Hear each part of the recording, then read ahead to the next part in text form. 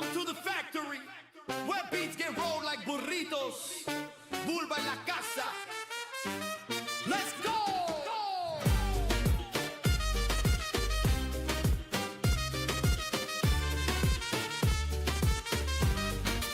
From the block to the console, we ride that beat. Destiny rising, AOE heat. Rise of Kingdoms, got the crew on the street, but we play with a heart that can be beat. Fortnite drops, COD snaps clean. Burrito gang repping on every screen. We ain't just gamers, now we a dream. Raising funds for St. Jude's team. The Burrito gang, roll it, light that flame.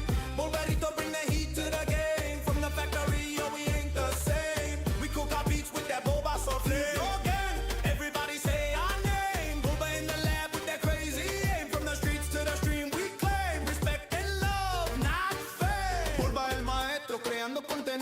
Mixo Pokémon y mexicano sentido. Bulbaritos, nombre bendito. Bulldog, francés, corazón bonito. Dale, we dissect the dev like surgeons in a booth. Break down the lies, serve up the truth. Fat content fresh from the factory roof. When the horns go off, that's Bulba's proof. No fake flex, no clickbait sign. Just community love and charity line. For every kid fighting in tough times, we ride together, our souls alive. The Burrito gang, roll it, like that flame.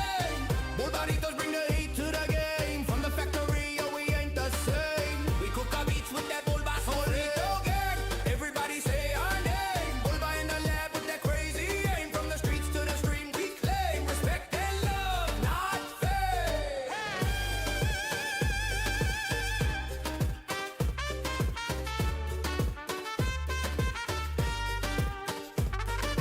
Bulba the factory done. From rope roots to gaming songs. Burrito gang, we carry on. Faith, family, flavor forever strong, yeah.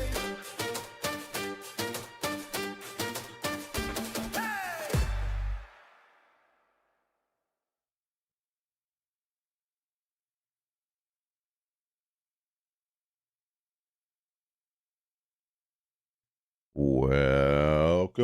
Welcome, everybody. Anthony here with the Bulbaritos, bringing you a brand new live stream. And today, Burrito Gang, I am very tired. So, it was 4th of July yesterday. I almost didn't even wait. I almost didn't even roll out of bed this morning. But I appreciate y'all. And hopefully, it's going to take me a hot second to get the energy up. But we got a little bit of time. We got about 20 minutes before the first match starts. So we'll work our way up. I'm a little tired. So we didn't go to bed till almost 1. And it is, when I got up, it was 7 a.m. So I'm about 6 hours, probably less than that, because I had to let Bulba out in the morning. So I'm pretty tired. I believe we have some really good matches today, so we're going to be casting those today. So hopefully y'all have been enjoying all the Osiris League content. But yeah, man, the energy is a little bit low right now, but we'll figure it out. We'll figure it out here in a little bit. All right, so we're going to cast the 13 UTC, the 15 UTC. We have a little bit of a break in between. And then after the 15, we'll take a little break because the wife and I usually go get breakfast or go do something. And then we'll be back for the 19 UTC. So I don't actually need to check. Do we have ARC this week? RIP. All right. GG's, my friends. All right, let me turn on some music. Dude, my brain is all over the place. If y'all were here at the very beginning, I think I had like one thing ticked off, or I think because YouTube was doing an update, it like changed all my stuff. And then it was like, oh, I didn't have it linked. And then I had to relink. And then when I relinked it and fired it, I was like on the screen, like, and then I was like, yeah, no, that's not good. And then I was like, it's all right. They'll understand. Oh, I got something in my eye now. Give me a second. Let me fire some music up. All right. I'd have to redo that here in a minute. Perry, yo, good morning, my friend. How are you doing, bud? Are y'all ready for Britain to lose today, man? Mexico's gonna, you know what I'm saying? The joke, I'll just say joke. Yo, thank you for subbing, my friend. I don't know if the thing has popped yet, but I appreciate the sub. I appreciate you, my friend, for subbing on YouTube. Welcome to the family. PM, thanks for. Oh, you're very welcome, my friend. You're very welcome. Yeah, we're trying. Car, yo, good morning, my friend. Yeah, I'm pretty tired. I'm pretty tired. The wife's still sleeping. That's why I'm not really yelling either. But hey, she got to wake up too. You know what I mean? All right, let me flip it over real quick. We got to figure out matches real quick. We got about 15 minutes. Rise and shine, princess, dude. Yeah, we're rolling on like 5 hours, my friend. Like, is anybody else streaming these? Let me see. Let me see if anybody else is streaming. I think Oppo usually does now. And then once Oppo starts, then Brian and a bunch of them will start at like top 16 usually. All right, let me see. Rise of Kingdoms. Live.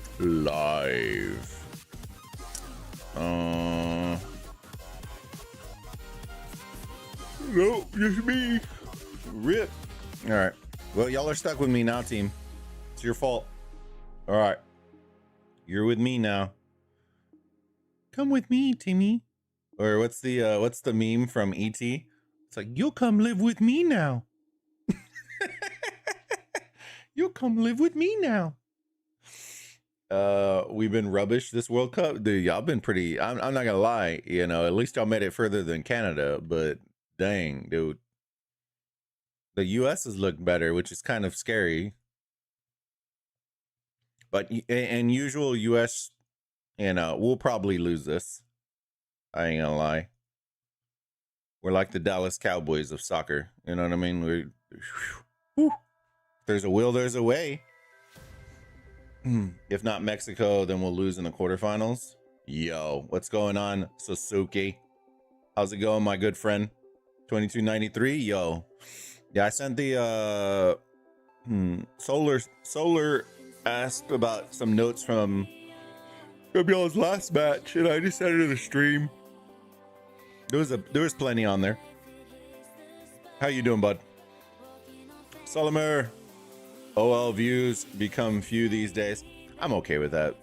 I'm okay with that. I don't do this for the views. I don't really do this for the views. Those of y'all that know, you know. I do it because the community asks me to do it, and it's one of the most like highly requested content pieces for me. So I do it for the community. I do it for my community, right? The rock community, if they enjoy it, hey, kudos, right? But my community in particular loves it, which, hey, if they want it, then I will gladly do it for them. Solar, ayo, how's it going? Good morning, everybody. You won't lose if you put your guns to good use. Go on a rampage. You ain't gonna lose. Nah, man. Everyone always thinks that. That's only in Texas, fam. That's in Texas. Have y'all seen the EU ones where they're like going into Walmart and they're like, oh look, you can buy a quarter chicken right next to the hunting section. It's just like, it's so funny. They're like, what? I was like, yeah, welcome to Texas. Welcome to Texas. All right, let me see. All right, matches. Here we go. Let me see.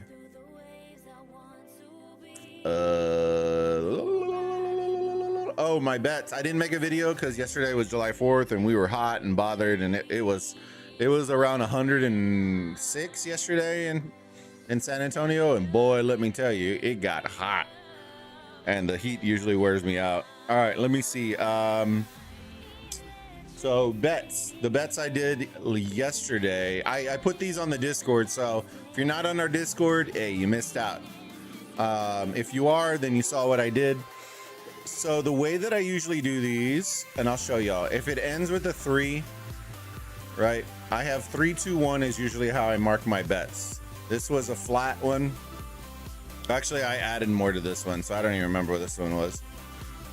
I put none on Anubis because it wasn't. So 3 and 2, I think were a majority of them.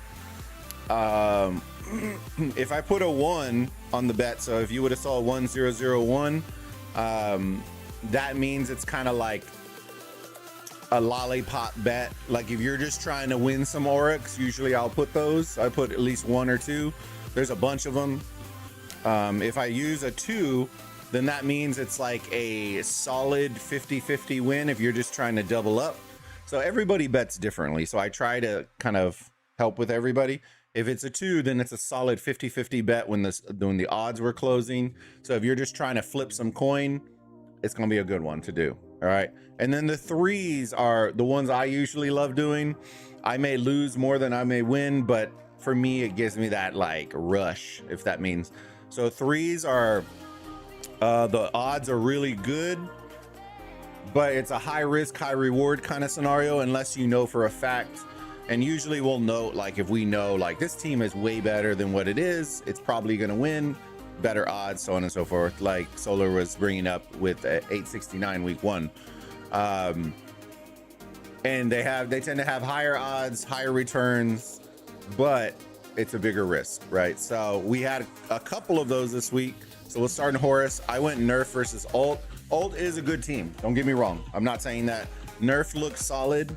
And so the odds were just there. So I just threw some at it.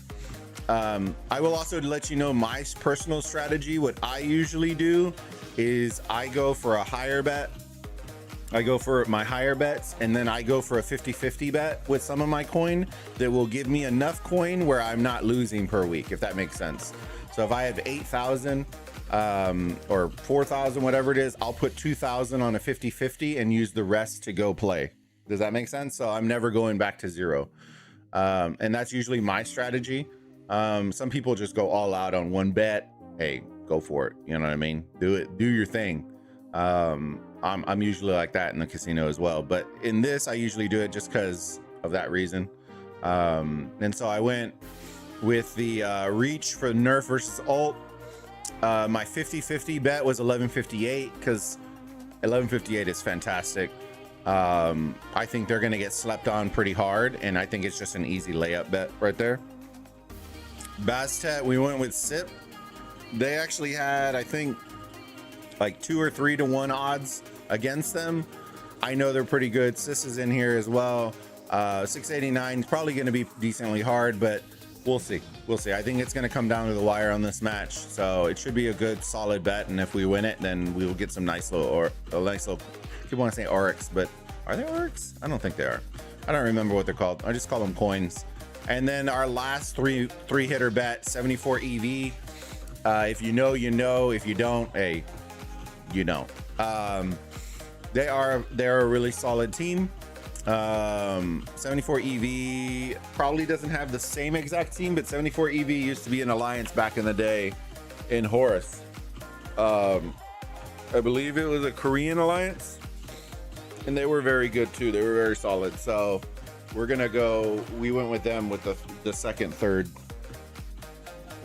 and those were our bets for the week. All right, let's go find some matches. Your portions are anywhere between 2 to 4.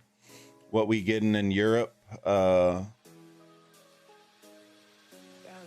Really? 106 English, please. It should be in the 40s, I think. Oh, 106. Here, let me see. 106. 41.1 41.1 degrees Celsius is what it was, and that's not even the high of the summer. Sorry, I forget y'all are weird.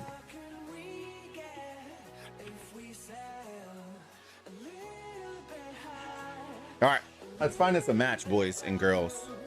Let me see. Go. We got a solid 7 minutes. That should give us plenty of time. All right. Nope, we don't go here. Let's go to spectate. Silva. Let's go Horus first. 16 OT. That might be okay. Rose. You're the ones who made your own rules? Dude, I'm telling you, bro. Don't be yelling at me. All right. Nerf and Ult, I'm not gonna lie, well, that one's a 15 UTC. That one I think is going to be a really good one, as y'all saw by the bet. Let me see. 1158. 1158 is playing underpowered. They're at 15-2. Well, we don't need to worry about 15 right now. We need 13s.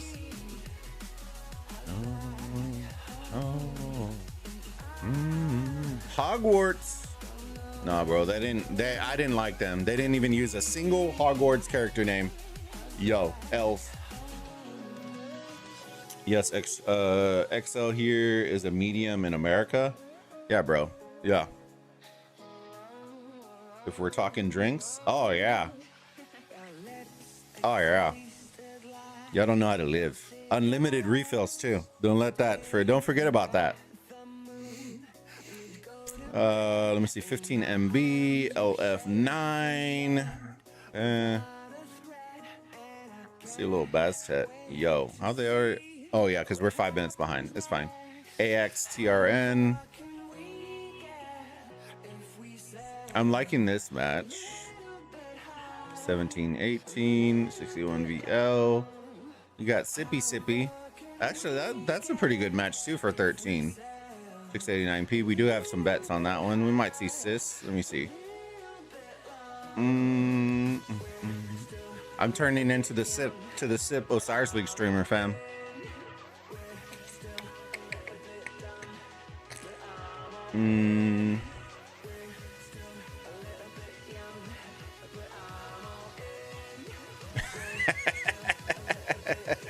Bastet JST will lose. Hold on, let me see. I'll check in a minute. 869, CP78. Oh, look.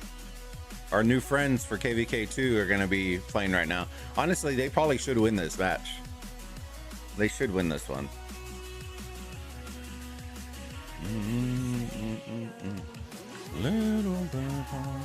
You were saying JST? I don't think they're playing right now, are they? I don't know why these aren't going off, but GG's. Jet 2 Holiday. Those are 15s. I think we might just end up doing Sis. Let me see. Soul Reaper 16OT. I've been wanting to see 16OT, but I think they're going to smoke them. I think that's what's going to happen. I think they're going to get smoked. Nerf ult. That's 15. Yeah, I think we're going with Sis. It's not that I don't think any of these, and we may flip over, but we'll see. All right, let me see. I think we're going with Sis. I think that's overall. I think that's going to be the best match this at 13. There might be a couple other ones. 2.5 minutes. 2.5 minutes. God bless America. How's it going, big boys? Salamar, why you have Pokemons? Because my name comes from a Pokemon, and it's a little added game. Look, you can see.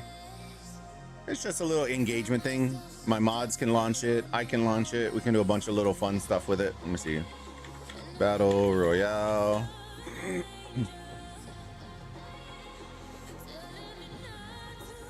It adds a little engagement.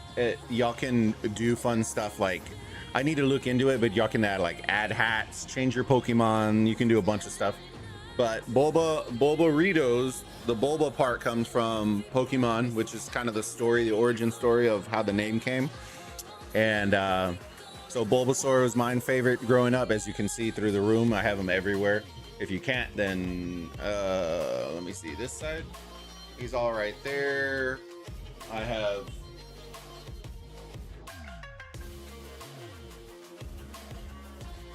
maybe I don't have them all in here, but my whole lot, like Bulba is the one that I collect. It's just a bunch. Venusaurs, all those. So he's my favorite, and then Ritos was just for my Hispanic heritage. Oi. My tires. Oh yeah, it's me, between me and who? Oh, bro, am I about to lose again? Oh my god. Why is Snorlax glitching, bro? Oh, bro, that's absolute hot dog water. I thought you liked Doritos. Dude, I do like Doritos though. I ain't gonna lie. Dude, who won? Who was that? Who is Snorlax? I can't see the text. Let me see who won. Solimar? Oh, bro. First he asks the question, then he wins. This is hot dog water, man. Hot dog water. But yeah, we can do little fun stuff like that. There's little mini games and a bunch of stuff. So it's honestly for engagement, just to have a little fun. You can change your Pokemon too if you want to. Right now, I only have the original 151, but if you do exclamation point avatar and then choose your 151, you can change it. So I can change mine to Bulbasaur in the chat, and then my Zapdos will turn to Bulbasaur here in a minute. There he is. All right. Let's hop in. Wait, is this the right one? GG's. Yeah, we are. All right. Spectate. Here we go. Yeah, there we go. Let's see if Sip watched a little tape and saw what I was pointing out, because the break off was one of the issues last game, if I remember correctly. Pretty sure their runners didn't tile hop, and it made them where they were like 45 seconds slower than everybody else. So we'll see. We'll see today. We're gonna analyze everything today. All right, Sip's in red. We'll start with Sip because that's the one we analyzed last time. Let's go over to 689p. Oh my god, I didn't want all that to pop up. It is kind of cool though, but yeah, no, that's annoying. All right, we're not clicking on everybody. We'll just show the names that load in. I wish that was like a button within the button, because now it's like I just want to see their power. I don't want to see. Can you even see their power now? Nope.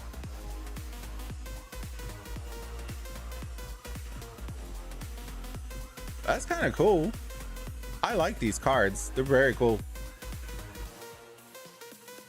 Average KD ratio, Raleigh Garrison.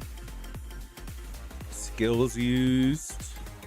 Units healed per match. Okay, so you can see their calling card. You just can't see their power, which is kind of dumb. But hey, it is what it is.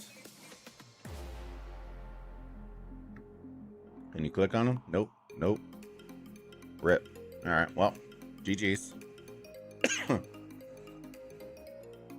Avatar Charizard. Yo, let's go. Did you get Charizard? Did it do it for you? Should have done it for you. Let's see.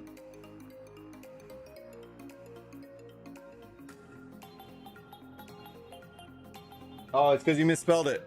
It's because you misspelled it, Solomar. It's Char-E. I think it should be an I, right?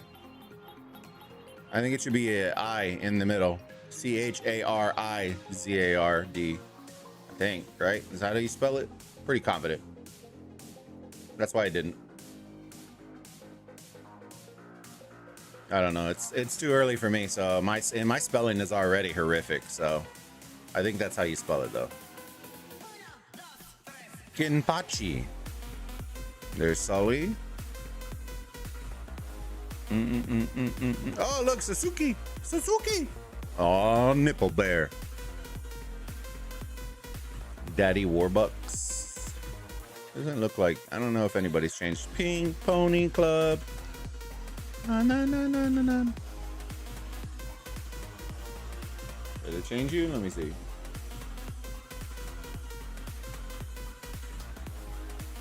There it is. There you go, my friend. All right, Yoda. All right, here we go. Let's zoom out. Let's see what we're looking like. Dun, dun, dun, dun, dun, dun, dun, dun. All right, let's see who's in here. We got Fast Cab. We got a little CC action. Double CCs. Okay. Going to the same side again. Ooh.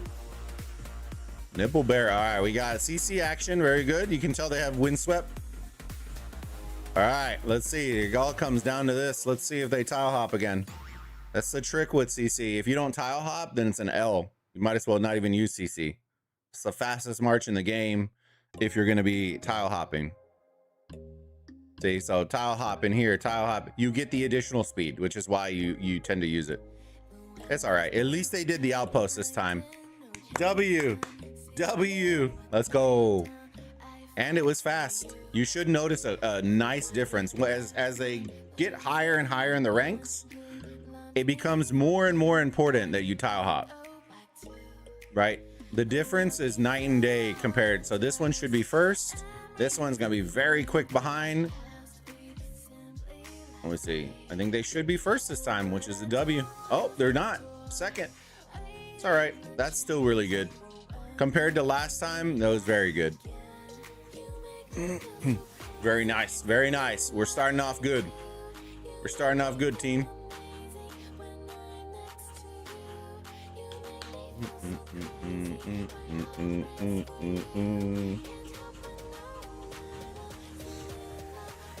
All right. Right now I'm looking to see what we're doing with this. We have the normal too fast cav going to run for the obelisk for the side of Sip. And then it looks like 689 has their fast march coming in for the outposts.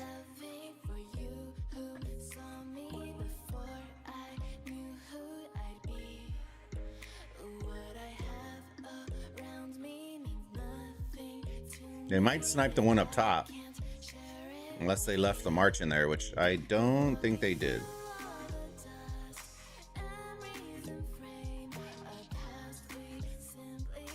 Let's see.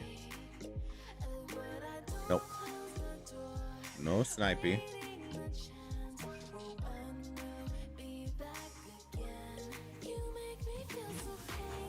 Oh, hello. Hello. And this is the fast rally. Yep.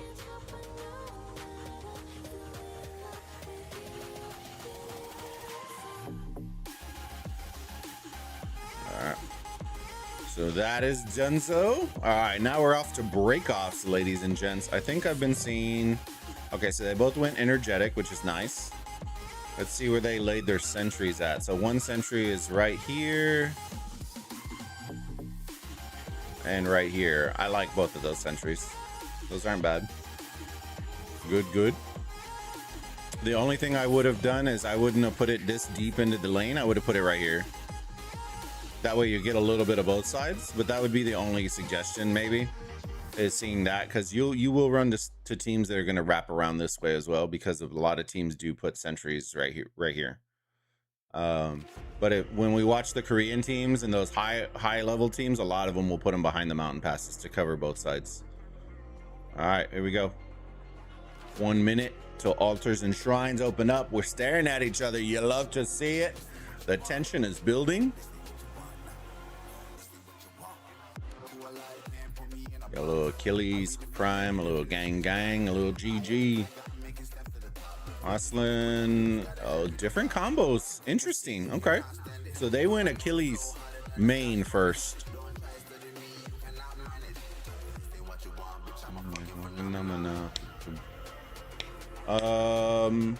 Finally, Sip will struggle in buildings. So believe it or not, they actually struggled. I would say between the two, yeah, they struggled with buildings more than mid. But we'll see. We'll see.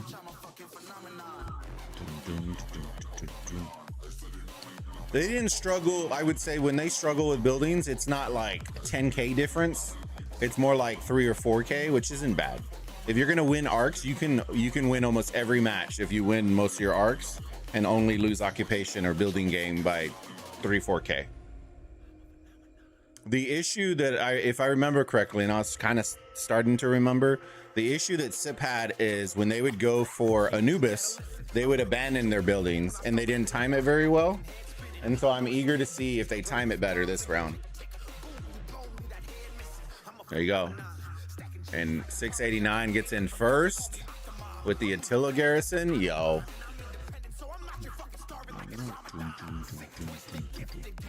Good part is this is on their altar, and so it's a quick refresh. which is good. What you want to see from 689 though is you want to see once they win this fight that they push up right here and block. That's what you ultimately want. You don't want them to sit on the structure. Exactly. There you go. Push up, block. And basically what you're going to have to do if you're SIP, and this is where the experience comes, is, sorry, I have something flying around here. It's like a little mosquito. I don't know why.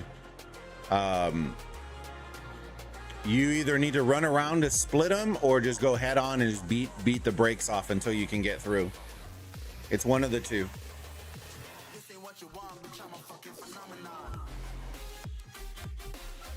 All right, let's go look at the structures real quick. All right, so altar. So 3 altars right now are ticking in favor of 689. They're holding the 2 that they should be holding, but look at the presence that they have on the map right now. That's insane pressure, which is fantastic for their side. Right, Ark's going to be spawning here in a 5.5 minutes, so you're going to start seeing 689. Now that they have that forward momentum, they're just going to dump it all forward in an effort to at least neutralize the structures to slow it down, to kind of throw that timing off.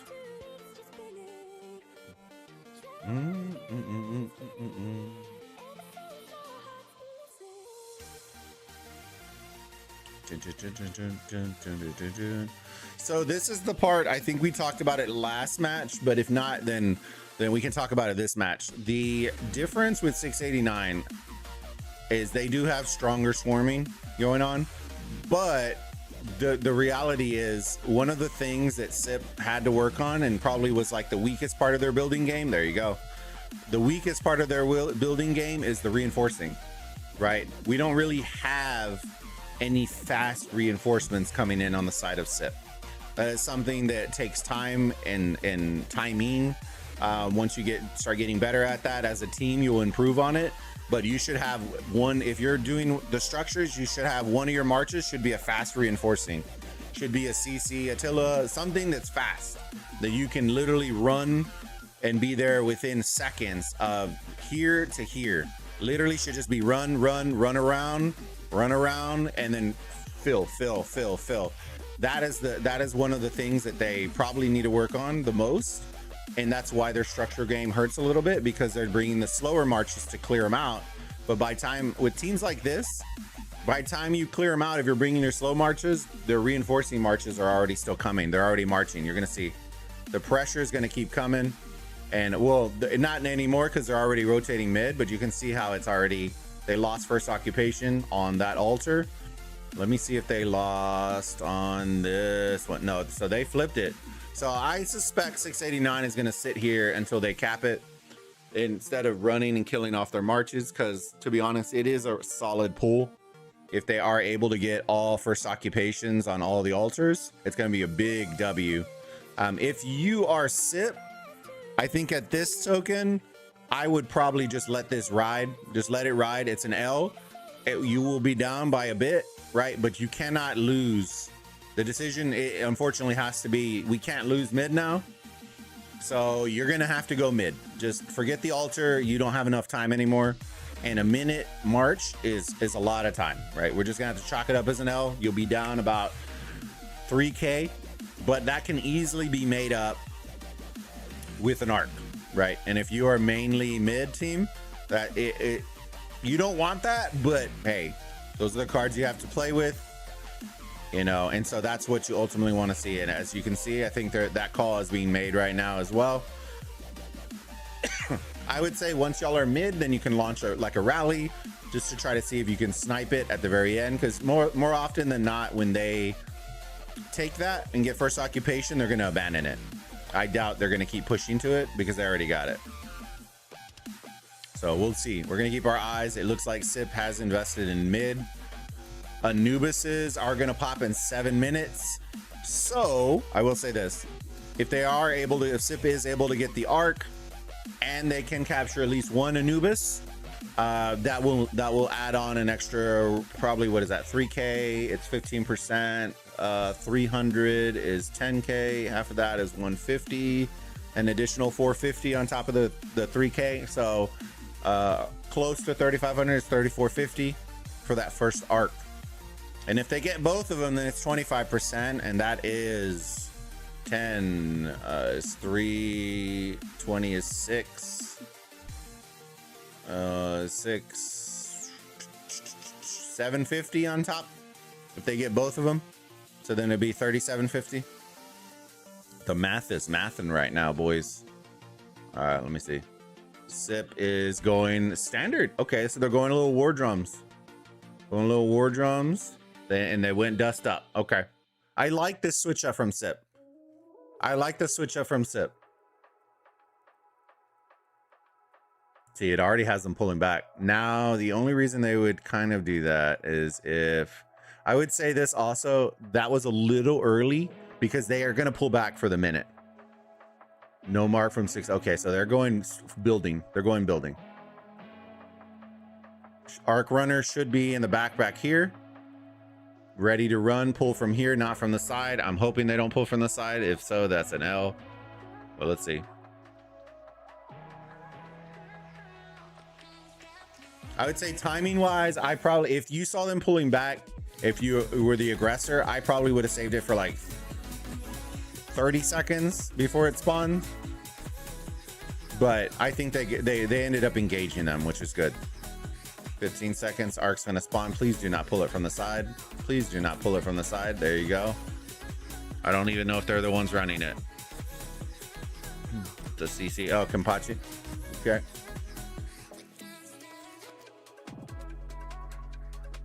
There you go, first grab, here we go. I would say based on what I saw from building game, I would hold it for a little bit, maybe a couple of minutes, and then I would cap it. They're gonna need skills for mid. They're gonna need skills. Keep in mind, that was after 689 using no mark, so they're going structures. They're going hard structures. Right, but you don't wanna insta-cap this and then have 0 skills. And so that's kind of the play within the play. You also wanna hold it because you still have 4 minutes before the Anubises come. And you need those, you really want those extra points. So they're definitely going to sit on it for at least 4 minutes. I can tell you based on how I know Sis and how she's going to plan it. And it also gives them time to do this. Reset the field. They need to relaunch rallies, and then they need to start resetting the field pressure wise. Because right now 689 has them 100% on their back foot. On the back foot. See, this is where quick reinforcing marches are going to come in handy. See how slow they are? We really need some CC marches from everybody, or at least something that has a windswept set on it. And then start dumping, dump.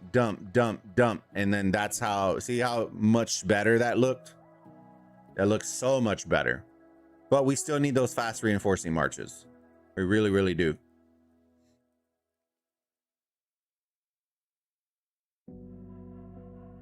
And if you want to, the same way they do Inferno, you can park those reinforcing back here out of the shadow. You can do it however you want, but we really do need those fast marches. All right, they're going kind of early to Anubis, but we'll see. All right, Attila. I honestly, that was the call that I made this season. I think you're gonna see, there you go, from Sep. I think you're gonna start seeing a lot of Attila David garrisons in here because of the utilization of Cav this season and how strong he is. He may not win every single garrison, but he's gonna hold for a very long time, and that's the crucial part. The longer you hold, the better it is for you, right? Nobody's gonna hold a structure for the entire match, but if you can hold it an extra 45 seconds a minute, that's an extra tick that you wouldn't have had. So mixed garrisons are nice because you can put anything in it, but does it hold as long as one of those? Not so much. Steve, yo, how's it going, big dog? I miss you, my friend. How are you doing? Motherfucking hustle. Burrito, what's up, brother? Long time. No more AOEM? No more AOEM, my friend. We haven't been doing AOEM for like, what, going on 6 months already? I miss y'all. But we're good right now.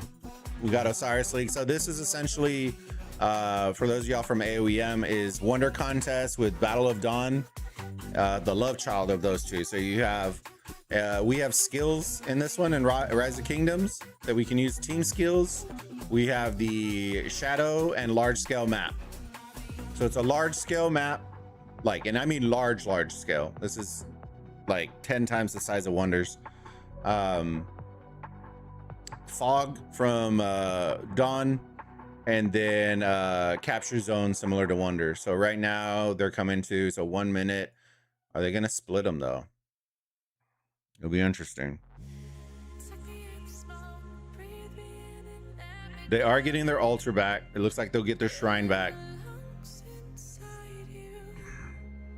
Right now they're down by 4.3, 5.3k. It's gonna happen, right? When you lose all those first occupations, that's a thing. They do hold Arc right now, and hopefully they can get one of the Anubises. If they can't, that's gonna be a huge hurting. And it looks like they're gonna get cleaned out of both Anubises, which that's gonna hurt.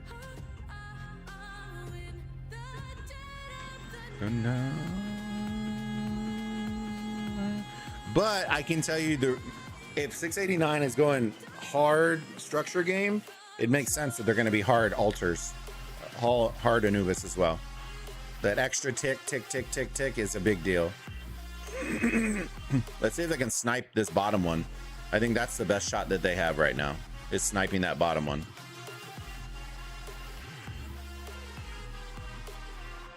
The Chinese pandas ain't playing. Who doesn't like the pandas? I like a panda. No, it's about bosses and buildings. Yeah, for them it is. Yes.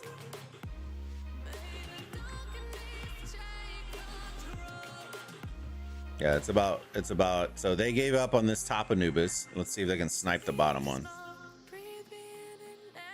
So 689 is doing the correct thing right now. Right, they're sniping out the marches. It looks like they're not still hitting it. They're clearing the marches out first, and then they'll swarm it down, which is the smart play. They're going for the snipe right here. You can tell. Because they're not swarming it, it becomes about who does the most damage, which still at that point it's not going to really help, but it is what it is. All right, so it looks like double Anubises going in on the side of 689. Now we need to refocus structures. Looks like Sip is doing a little bit better on the field now, pressure-wise. And because, as you saw the timing, because they knew they weren't getting it, they insta-captured the Arc, which is smart. So it gets them down by 3k. The other thing is, next Arc's gonna be worth 3,500 points. So you can start to see where you're gonna have to pull back the deficit. They're not gonna instantly win right off the rip. I wanna see some reinforcing from the side of very, very good Swarm. Take out that rally. We need some reinforcing marches coming in. At least one needs to be from each side. Whoever's covering altar, one should have windswept and be fast, right? It's not optimal, right? But you should have a setup for a reinforcing march in your presets. And then when you're rotating mid, then you have your mid march that you can fight with. But you're going to notice their structure game and SIP is going to improve as soon as they can improve. As soon as they can improve their reinforcing, their structure game is going to improve. Will I say it's going to be the best? You don't need to be the best at all three components of the game, right? But you can see how this garrison's holding up way better than it was early game. Very nice. Great hold.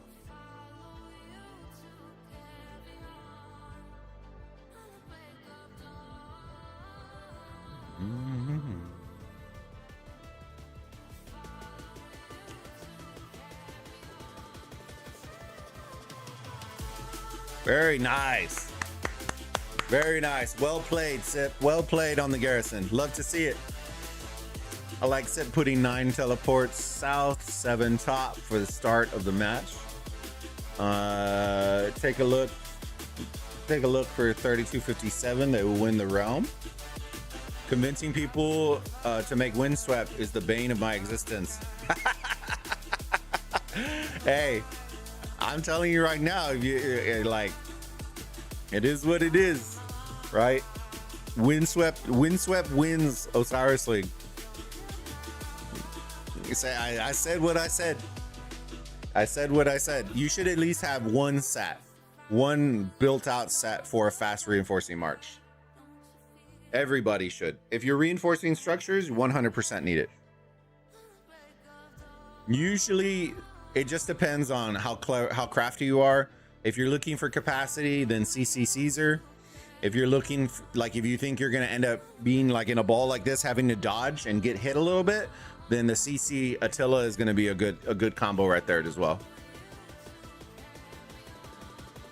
Solar coming in with no mark. Okay, that's an see, I find that interesting because I don't think they're going to have, okay, so she's going to try that. I don't know if they're going to have enough for Inferno on this one. I don't know if they're going to have it. Or if they're even going to use it. They might switch it up this match. Who knows? But using that 6-point skill is going to be a big deal.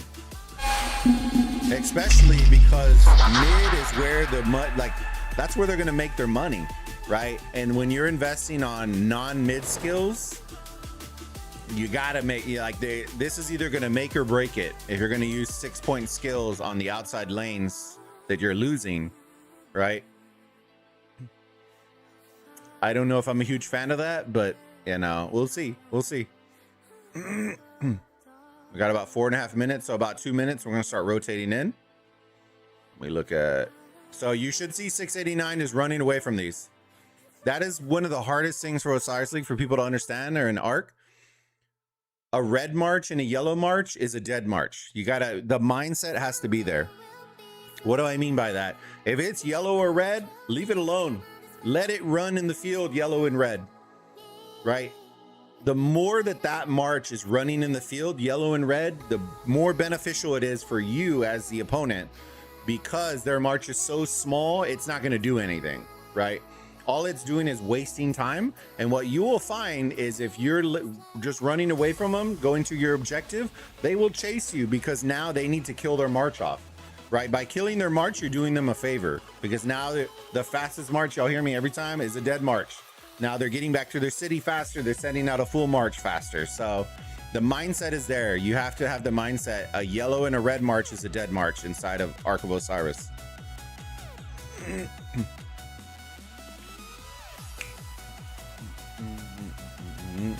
Car, we've introduced Attila and David to the meta in our 1v3. It's nice to see the community are enjoying the fruits of our labor. PM, SIP need every arc. Yep, they do need every arc. Jedi, how's it going, big dog? I keep asking someone to do something and they reply, oh shoot, I dismantled the windswept.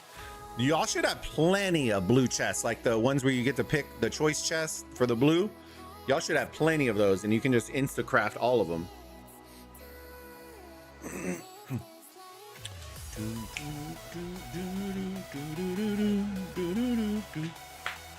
Katana, thank you for subbing. I appreciate you, big dog. Welcome to the community, my friend. Get them to dismantle themselves. How's Sip doing? Sip's doing okay on structure game and doing better in mid game. But for the first time, I saw them lose both Anubises, which is not common. But here are the scores thus far. So yeah, they're slowly pulling this back, right? But you can tell the difference, right? 689 is very, very strong at occupation, but Sip needs to, this is the play that they're gonna need, right? This is the back foot that I was talking with Solar about, right? When she asked, I said, you're not gonna win everything all the time, right? Keep in mind, this score is also with the idea that 689 took all first occupations across all the altars. There you go. Inferno's being popped. Let's see. Where's she at? Where's it at? I'm trying to see where it's at. Yo, where'd it go? Oh, God. Here it comes. Solar coming in from the top. Dust up. Are they going to dust up on Solar? They're going to dust up on the murder ball, right? Yo. Oh, my God. Please pop. Please pop. Please pop. Did she go CC Attila at least? Oh, no. Please don't die with it. Yo, she got it off. Let's go. Yo, she got it off. She got it off. Now the ball should be crushing. Go, go, go, go, go, go, go. Yo. Well played, ma'am. Well played. Tip of the hat. Tip of the hat, my friend. Yo.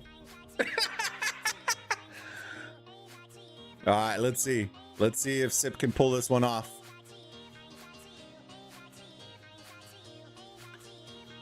Oh, man. That was a nice little, I was worried that she was going to die. I was like, oh, no. A lot.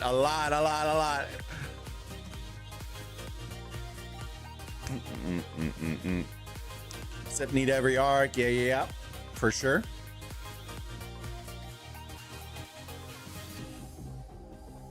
Go, Sip. Yeah. Katana. It's a young team. They don't understand yet. We'll get there. It's all good, baby. It's all good. No, Solar always wants it. And I do this, right? Y'all know me. If y'all want me to cast and it's the best available match, I will cast. But when I cast it with just like a neutral mindset in between.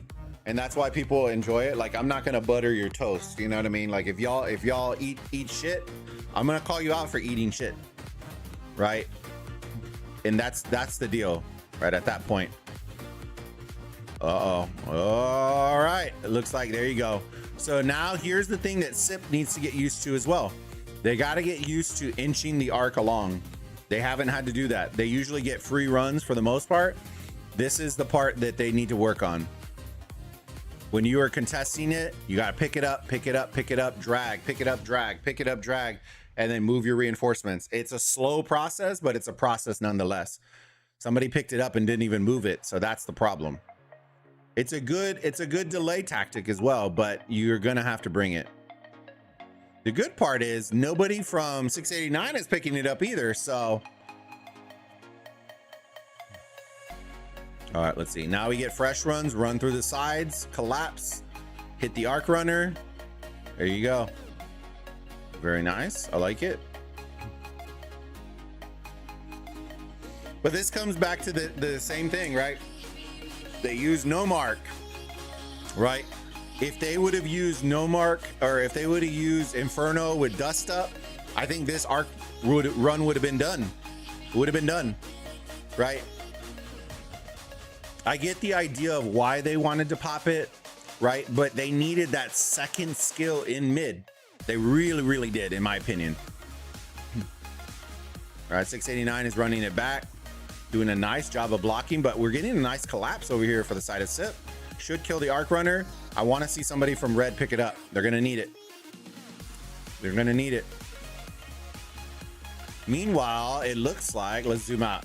It looks like the field is kind of leveling out a little bit. They are pinching instead of going after the structure, which is an interesting play.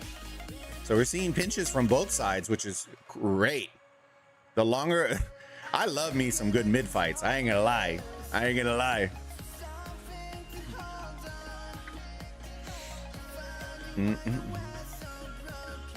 Nice, she got it this time. Yeah, she switched. I definitely don't think she had.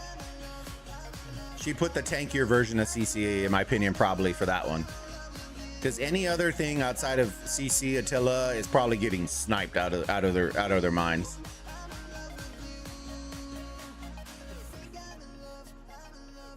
All right, 689 are inching along.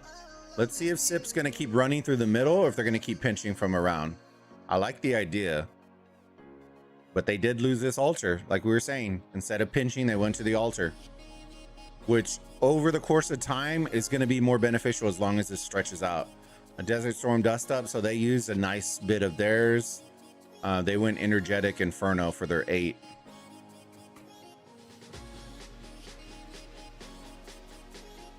It should die around right here.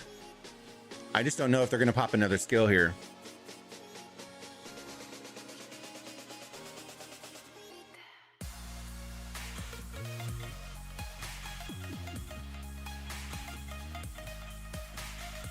There you go. Arthur should knock him out. Yep. I can't believe they're still chasing instead of taking their structures. That's the thing though. I don't know if SIP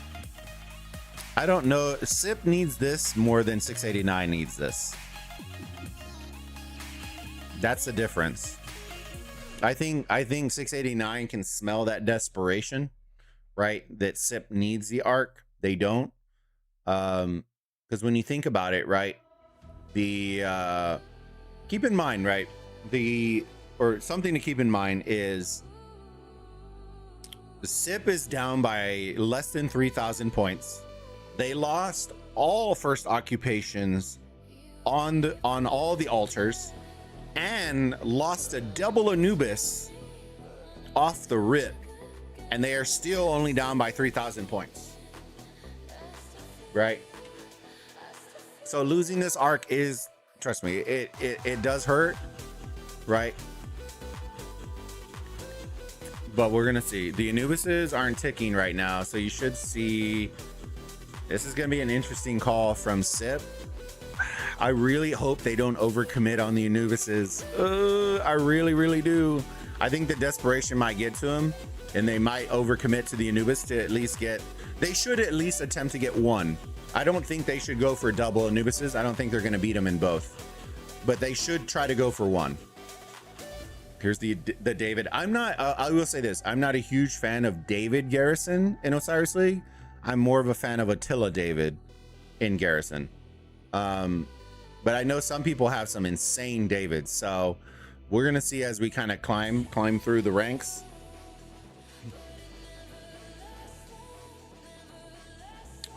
Hold on. Car, we lost him, haven't we?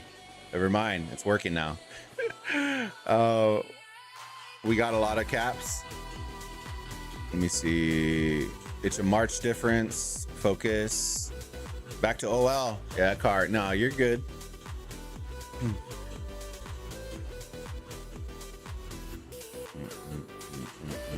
You still got plenty of time. You got 25 minutes. You good. It's inch by inch. Inch by inch. No, she's probably watching while she's playing.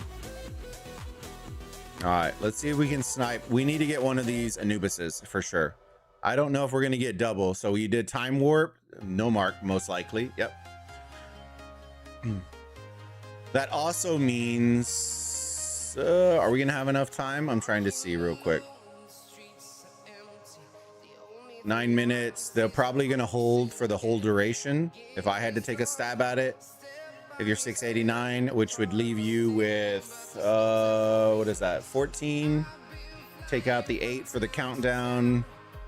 Like 6 minutes for the last arc. Assuming a blunder doesn't happen. So there will still be a third arc, which is a dub. Because it probably is going to come down to that. All right, let's see.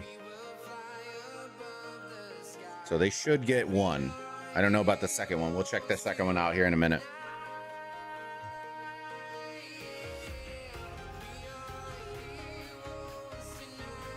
I tell her, I'm like, watch it after because you're on a 5-minute head start. So like, it's not gonna, what I'm saying now isn't gonna necessarily help the team. Oh, wow. They insta-capped it. Yo. That might be an L. I ain't gonna lie. So let me see. So 16 would be two arcs. That would leave us with 6 minutes of fighting in between. We potentially could have another 2 arcs with that L. Ooh, I'm not. On top of that, not to mention, they use time warp. They use time warp and no mark. So they are gonna have 0 skill bar rotating into the middle. I'm not a huge fan of what they just did right there. They made it what should be like that. That's literally the opening that SIP needed. That's the opening that SIP needed. They're down by 7. This next arc is going to be worth 4,000 points. And there's if they can pull it, it's going to be worth. They'll get a possibility of having 2 more arcs as long as this battle doesn't take 10 minutes to happen.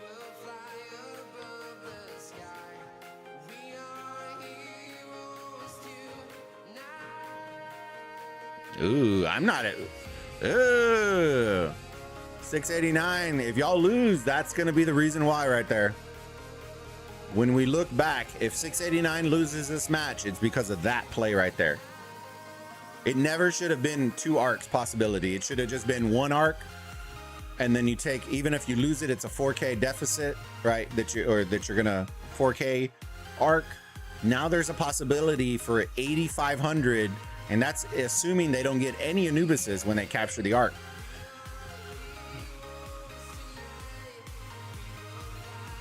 We'll see though. We'll see. We gotta monitor it.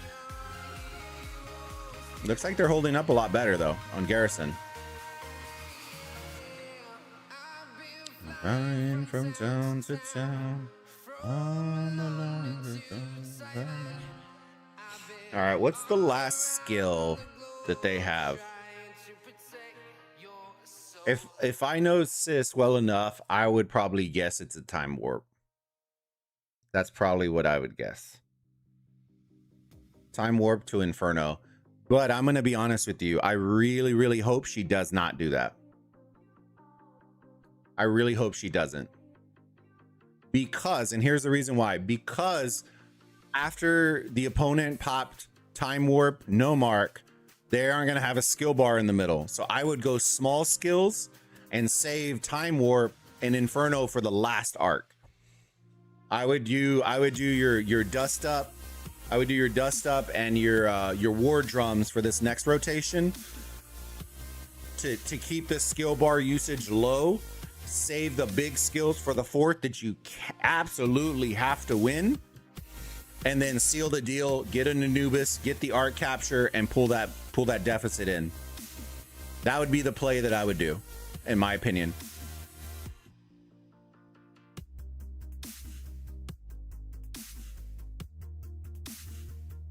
Yeah, that was the biggest blunder right there, is them capping it fast. I don't know why. They did lose their altar. It's all right. It's fast reinforcements. It is what it is, right?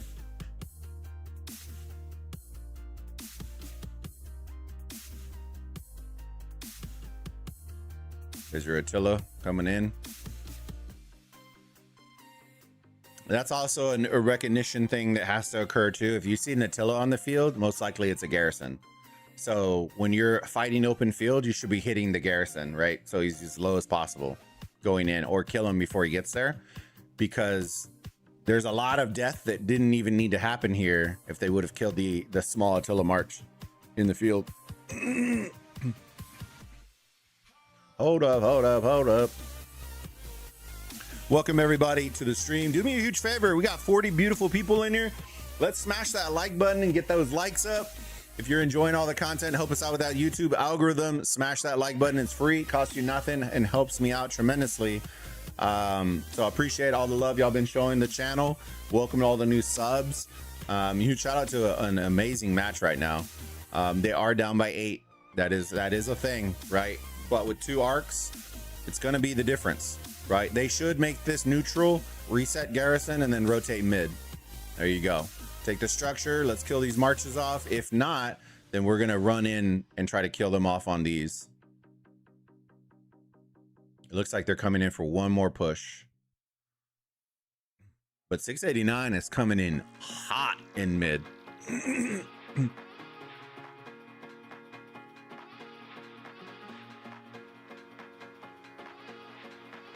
This is a little, I would say this is a little early for SIP to be rotating mid, but you know, I think the idea is they have to have it, right? You have to have it. And so they are going to be one of the, it's going to be unfortunate, but they're going to lose a lot of their structures with this push. But if they don't do the arc, they're going to lose, right? It's kind of a double-edged sword. You're kind of picking your poison. And I think the right call is wherever you're strongest at is where you need to invest your momentum. And they've always been very, very good at mid, but we're going to see what's going to happen. If they pop, if they pop Time Warp Inferno, then it leaves them light for the last arc, which I'm really hoping that they caught on. That I don't think they're gonna have big skills Or if they're going to pop any skills for the side of 689 for mid. I think if you're 689, you bring the numbers and there's dust up, and I think that's probably the only skill that they're going to pop, if I have to be honest.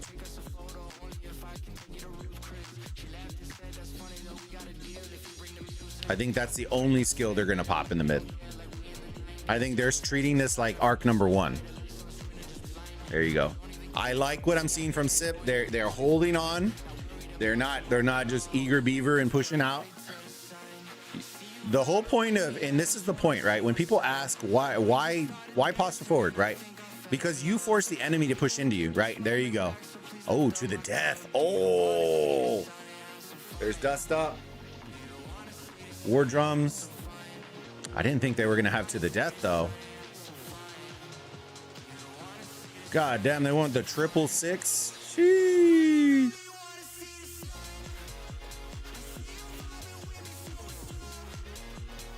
Let's see.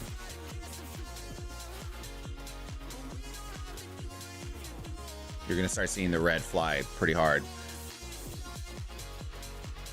Did the no mark really pop the skills that fast?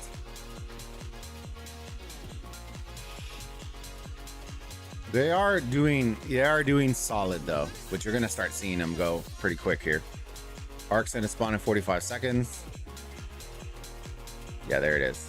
There's always that one pop that always occurs, but honestly, they're holding on pretty hard.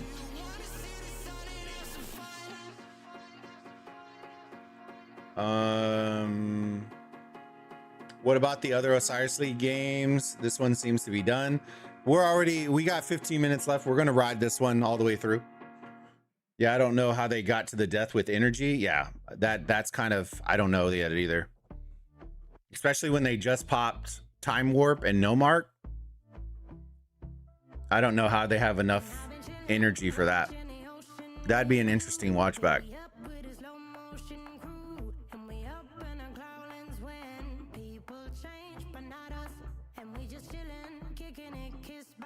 It's all right. This is a good experience for a young team. I would say that for Step. These are the types of games you're gonna be in. The higher you climb, the better the teams are gonna be. And this is a great, I would say this is a fantastic intro match into the type of competition that y'all are gonna be playing against. Right? And so this match in particular is gonna be able to identify things that we can work on, improve. Because honestly, the only L that I saw, was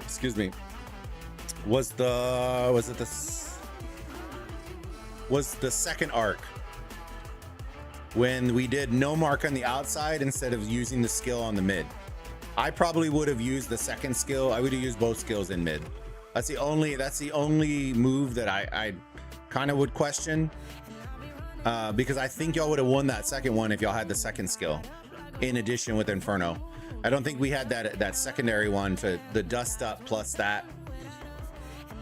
Also an interesting combo if you can do dust up to kind of block while you're doing the Inferno could be a benefit too. Ah, my knee. But that's hindsight. Hindsight being hindsight. You'd want Heaven's Grace and Desert Storm to counter. So to counter to the death, I would do more either not total vision.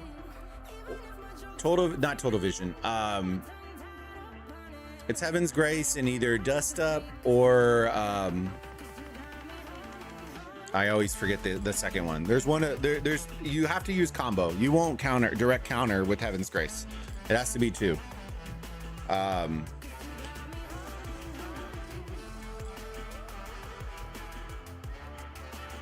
What's the total? I gotta look at the skills again. It was dust up. If you need reference, 93 used it a lot against 60 GT back in those matches. The hard counter.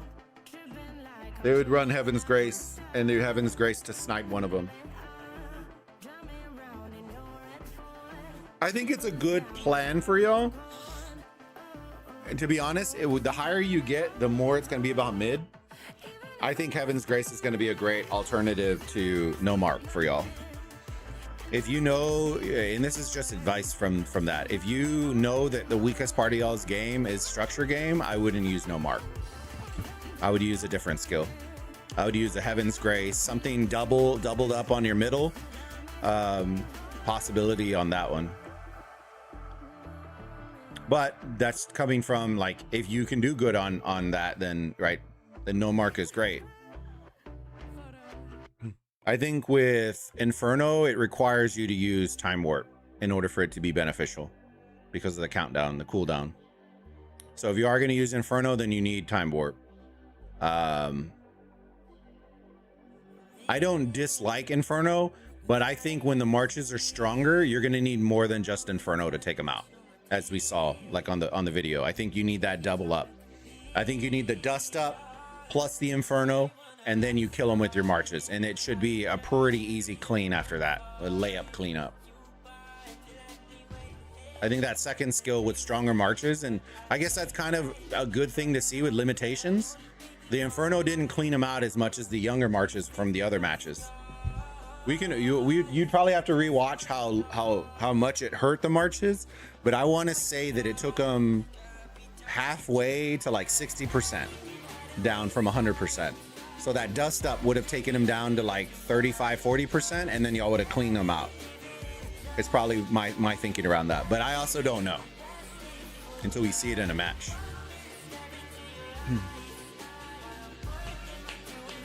You'd want Heaven's Grace, and Inferno has no place in this meta. I love it. I love the idea of it. It's not a bad skill. We lost that arc because we couldn't refresh with double the time we could. I can count on one hand how many people have V boots. You're facing stronger teams now. Inferno doesn't cut it. I think it needs a combo. I think it needs a combo car. I wouldn't say that it doesn't. I think it needs the combo though. Similar to how Heaven's Grace, right? People can say what they want, but Heaven's Grace is Garbo at that point too, right? Because Heaven's Grace is the same skill point as To the Death and can't directly counter it individually, right? Heaven's Grace even needs help. I think Inferno has a place, but it needs a support skill that goes with it for damage. So you do double damage and then clean up with marches.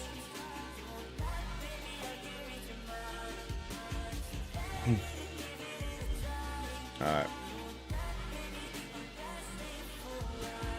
Also, they take note, the other thing that separated this match too, right? Outside of that was the Anubis. The Anubises do make, right? Sip was used to capturing Anubises, right? And I think the reality is they might go 4-1 right now on Anubises, 5-1, right? Because it doesn't look like they're going to be in for either one of them. So it could be 5-1 on Anubises, which is additional scoring for the remainder of the match, right? So it all played a crucial role in it, right? You can't lose all 4 altars, first occupations, and then split up arcs, which, you know, hindsight being 2020, right? We're kind of just reaching back because a lot of the times they want us to note like what little things could have been improved. Against bigger teams like this, right? You can't afford to lose first occupations. That just, it is what it is, right? If that means that you got to play a super defensive strat off the rip, then that's probably what you're going to have to do, right? But you cannot lose first occupations against teams like this. That was a big one.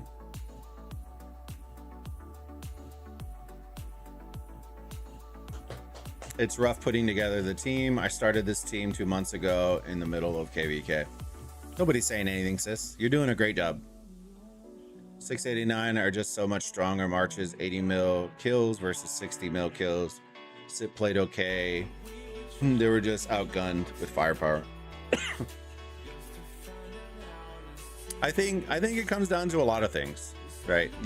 What can you take away from it? Right? What can you take away from it? If you know you're going to be outgunned, right, then you got to outmaneuver. You got to out strategy, right? So what does that mean? There's multiple things, right? They specialize and enjoy using Inferno, Now you know what Inferno looks like. We have tape now of what Inferno looks like against really strong marches. Okay. If it was me, when I rewatch the tape, I would look and see how much damage did Inferno actually do. Did it actually do to those strong marches? Then if you are going to continue to use it, you need to use a combo skill with Inferno moving forward, right? If you're not, right, you can rotate a couple of different things, right? You can use to the death time warp, you can keep your no mark, you can do whatever you want. I personally think if your team, and this is just me, if your team is going to be the weakest, like the weakest point of it is going to be occupation. If you don't have a provisioner, right, then it makes it an easy point, right? Then you need to focus skills in mid. If you're struggling that much, I wouldn't advise people to use teardown because it's going to tear it down, but it's not necessarily going to help you constantly fix that. I get the idea of having no mark, but no mark really heightens those teams that have big occupation scores to mitigate the mid score that they're going to lose. So I think it's just a strategy, right? In that sense, where you'll mix and match. Now that you all have played a really strong team, you can look and see, do you need speed, march? I don't know. Where can you buffer in a nice little addition for your strategy, right? I think the idea of having these three was good against good, like younger teams or teams of equal level. But when you're punching up, I don't know if this is going to work. I think this one, if anything, needs to get replaced if you are going to keep this. And this needs to get switched out for something else.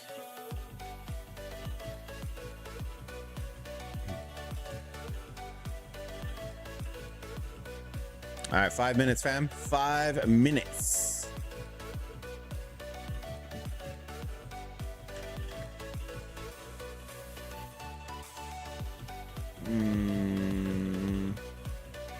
We have so many gears missing. I have some ideas. I didn't have as much time as it's all good, sis.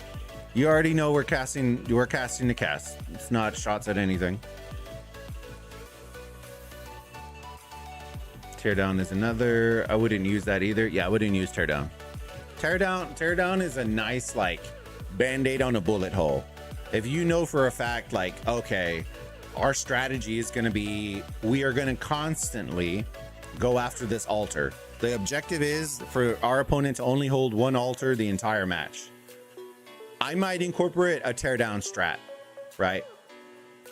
On the one altar, non-stop. Over and over and over and over and over and over and over again, right? If you're only going to be able to use it a couple of times, don't even waste your time, right? You're better off focusing mid, where y'all are strongest at, and where y'all may end up needing the most bump in the future against strong teams.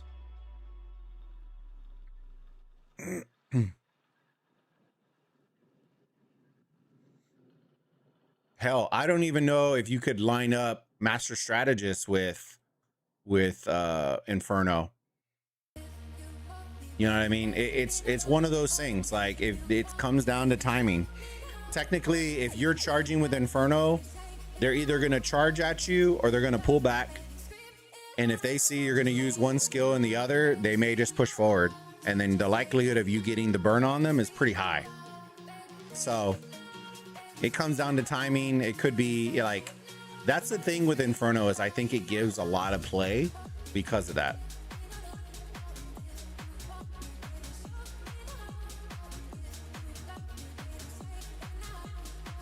Shit, I might even switch out, as dumb as it sounds, I might even switch out no mark for bog down, or no mark for master strategist, or no mark. I would switch it out for something like that that will benefit you for mid. I think a bog down with an Inferno is going to be nuts. I still believe that. I still believe that. Because you're lowering their defenses, but you need to pop the bog down. So the timing is crucial, right? You need to pop the bog down. As soon as you're going in, it's popped. And then that way, when your Inferno is going to light, they're still getting debuffed. Like they're getting their stats taken. I think you need something like that. It's either an attack combo or a slow with a stat removal combo.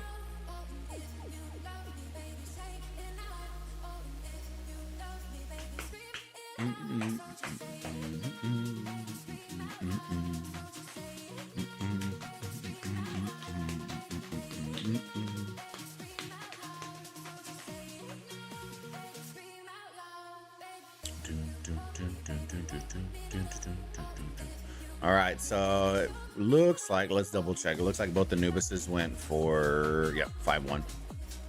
That's a big one. Occupation, this is what we're talking about, right? So take this to note, right? And it's 8,500 because they had the Anubises, right? So if you swing that over here, right?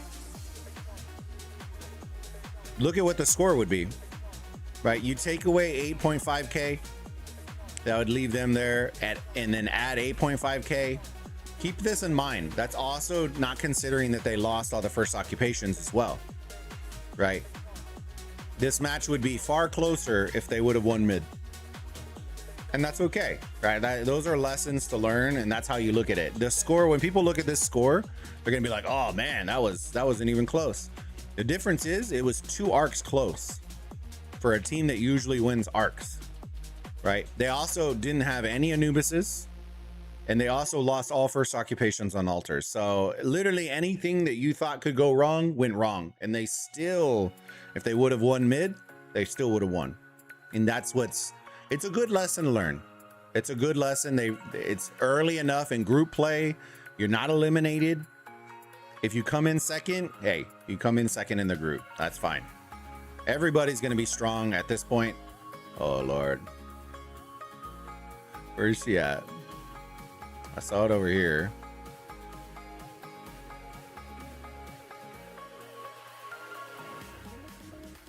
Oh, there it is. There.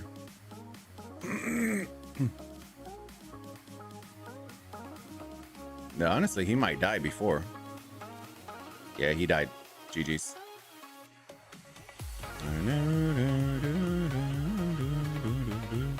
689 GG's. There we go. Tale of the tape 689 Pete versus Sip. Pretty much, I think this is going to be 1 and 2 of this specific group. So it was nice to see.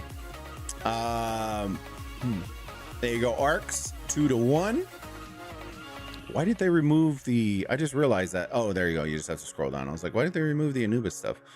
8,500 to 3K. Occupation, the big difference, right? 12K. That's a big deficit. Provision still had some on set, which is nice. But this is where we're talking about quality of marches.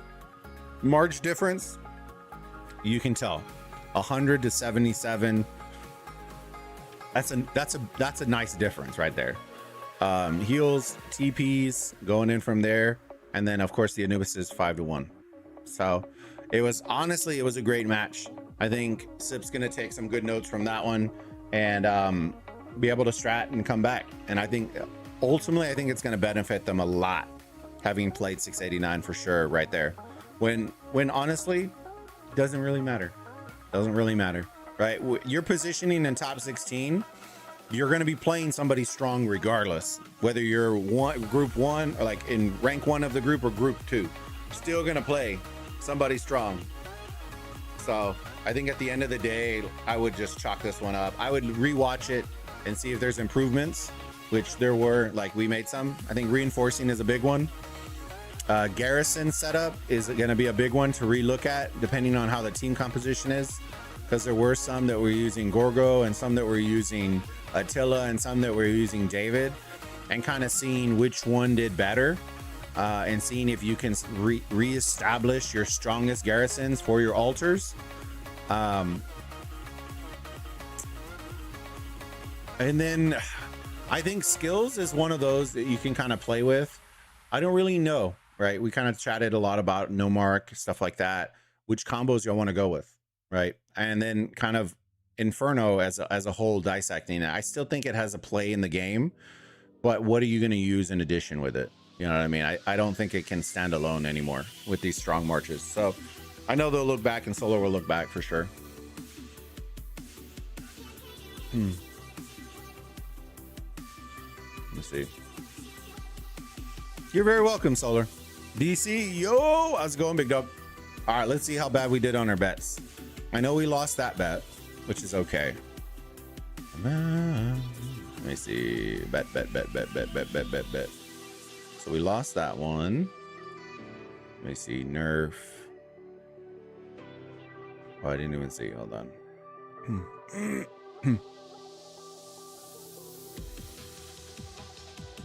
Spectate. Bro, what the wow, we lost that one too. GG's, bro. Hold on. Reset you. 16 OT, no surprise. 93X, no surprise. Fear Rose narrowly winning there. Nice. War beats CH. Very nice. Got a huge migration into my COD kingdom. Had date night last night, and my birthday was this past Friday, where we went to the zoo. Yo, DC, happy belated birthday, my friend. I'm happy to hear that you and the family are doing fantastic, bud. Hell yeah. Happy belated birthday, my friend.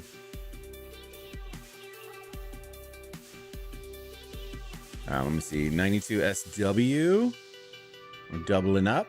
G818 winning narrowly. Very nice. 42C winning. 21st. Very nice. I think did I lose everything, fam? I might have lost all my bets. Let me see.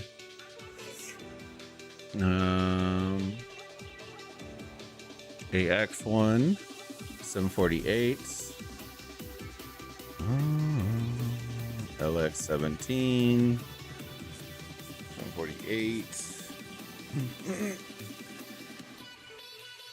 1780. Ooh.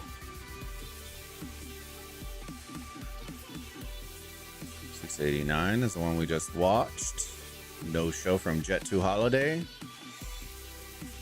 House Targaryen taking an L. Let's look at Sobek.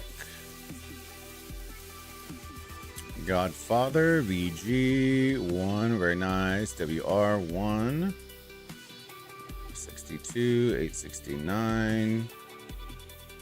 See, there you go. A1 0031, very nice. 908K. Very good. I think we lost all of our bets, to be honest with you. Let me see. Let me check. Let's go to Horus.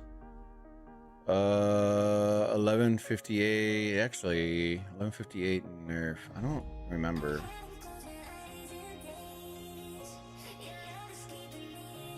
Oh, they haven't played yet. Okay. So 1158 and Nerf.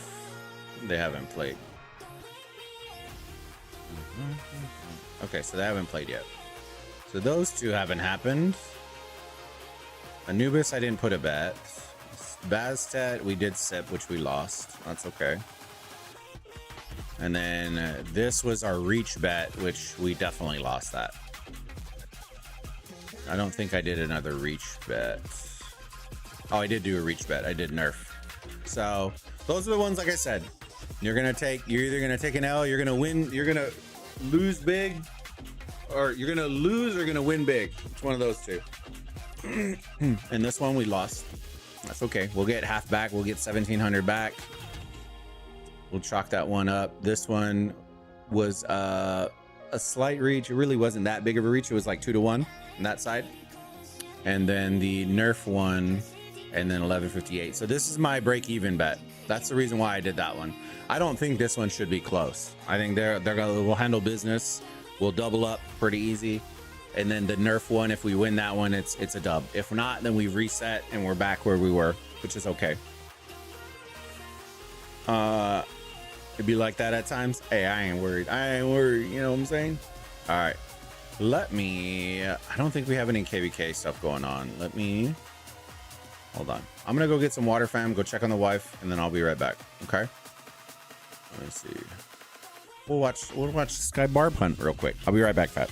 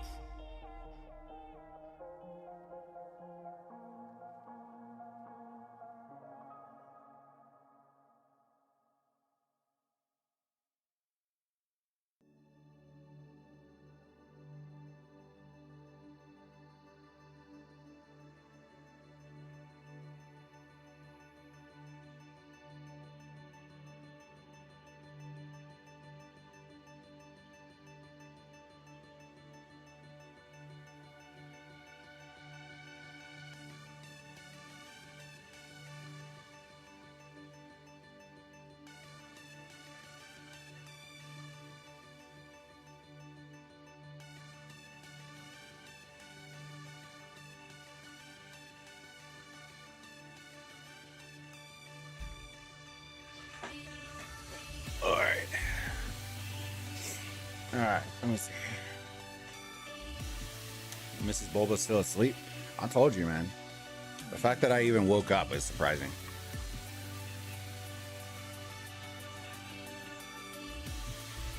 All right.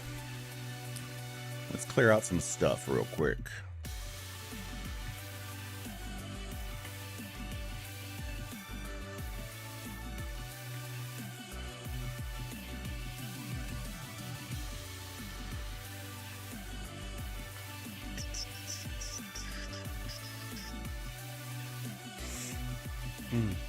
How y'all doing today, fam?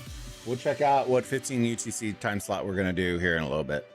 Right now I'm gonna do some collections and some stuff, just hang out with y'all, and then we'll figure that out as we get closer. All right, let me see.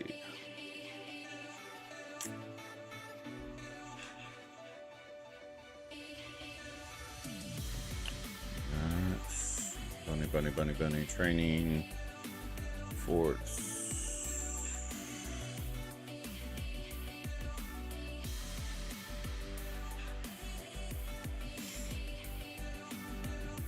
You.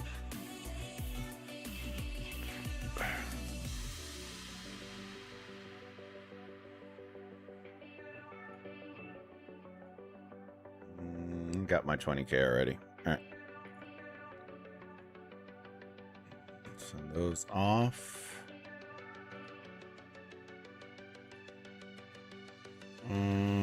Yeah, they lost. That was the one. It's all good.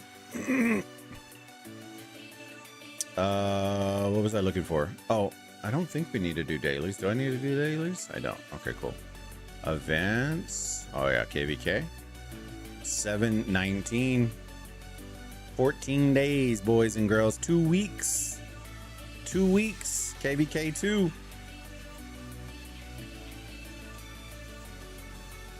Yeah, let's get this in. You goes done. All right, we're good there.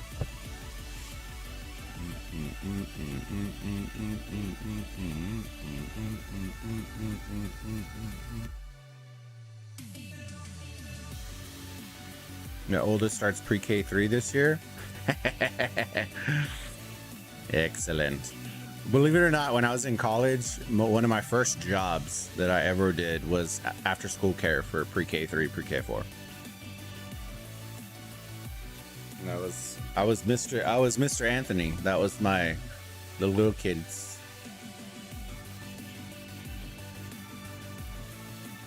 A lot of people would go crazy. I actually enjoyed it. I found it fun.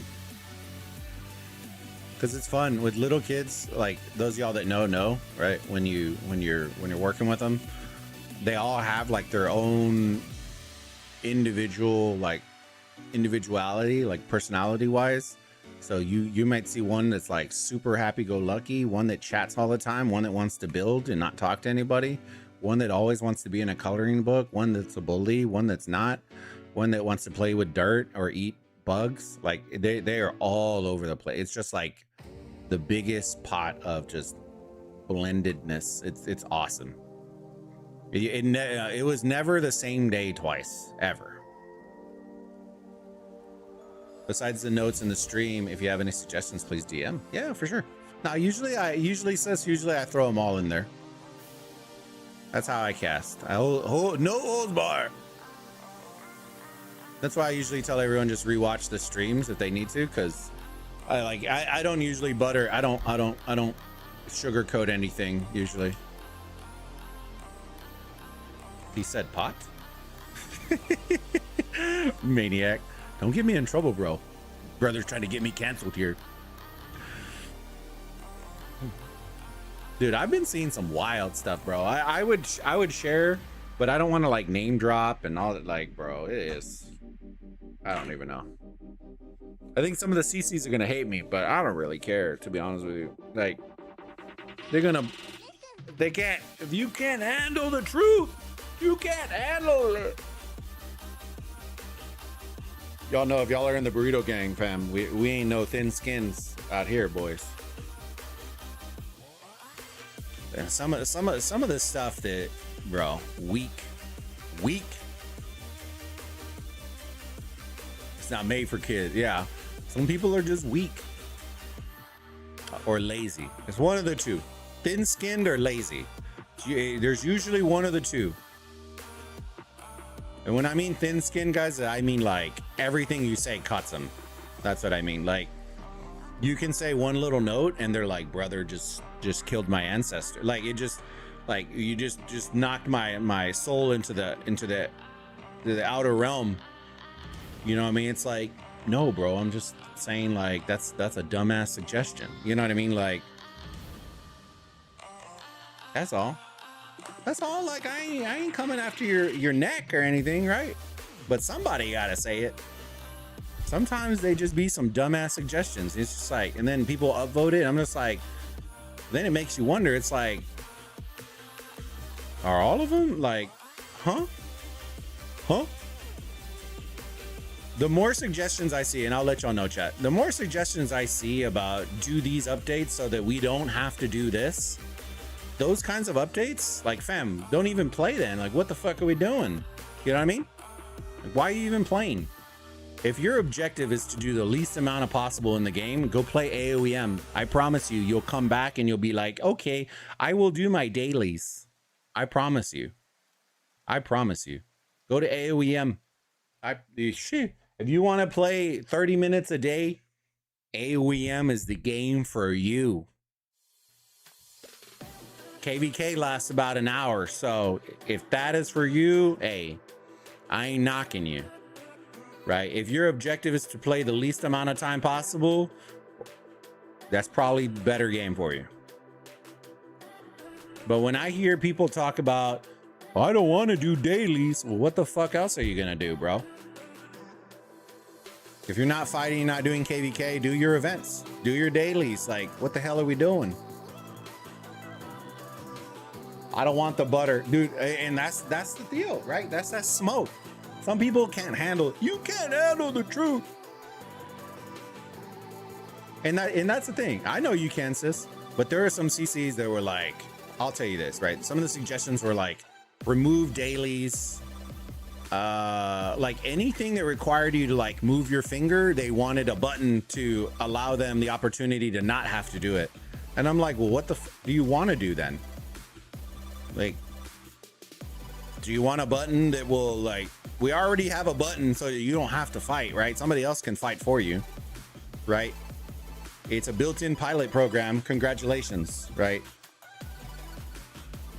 I don't know what else, like, you know, do you need it to be able to be read by ChatGPT? That way it can just play for you? Like, at that point, like, huh? AOEM changed, bro. How bad did it? Is it? Let me see. And on top of it, my brother, you didn't fight much with respect. Yeah, because the mechanics were dog water, bro. You know what I mean? It wasn't because I didn't want to fight. Did it change for the better for you? I hope it did. I never wish bad on the AOEM community. I want y'all to have a better game. I just wasn't gonna stick around and wait for the woulda, shoulda, couldas. That's just me though. Because every single time you give them some credit, guess what? There's a game-breaking bug that gets a bunch of people zeroed, and then they say, my bad.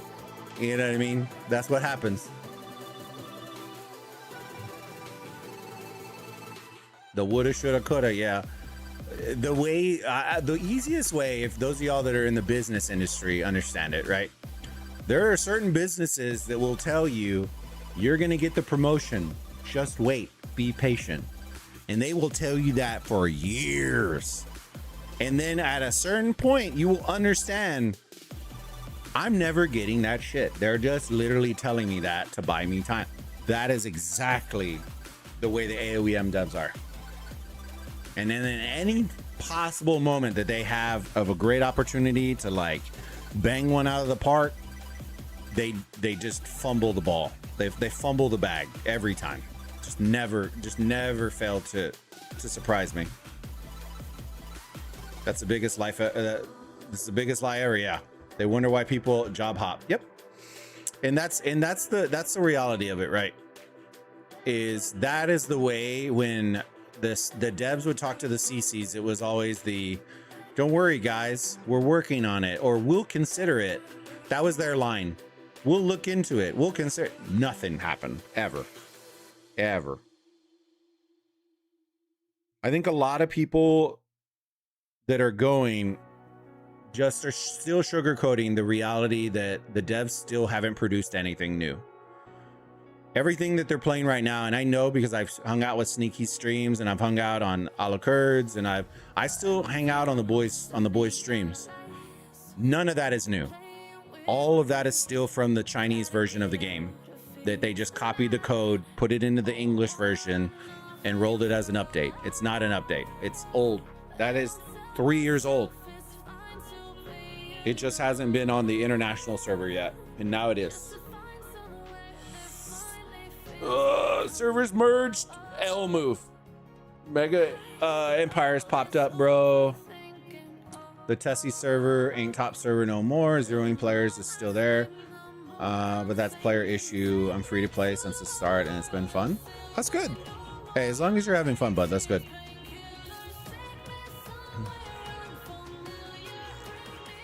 The Satesi server isn't that big. And I don't think that's because of that.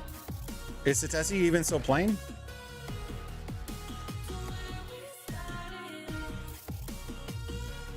Because I'm actively trying to bring him over to Rock right now. I'm actively trying to bring him over to Rock. Who doesn't love bringing players that are gonna spend, you know, a couple $1 million every other month? You know what I mean? Who doesn't love that?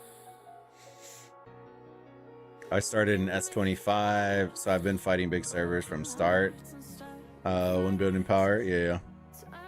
Oh, she finally got there? I don't even know if she's still playing it though.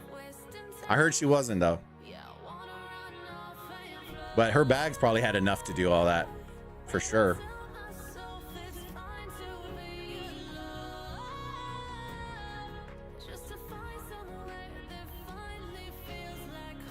Jesus Christ, what the hell?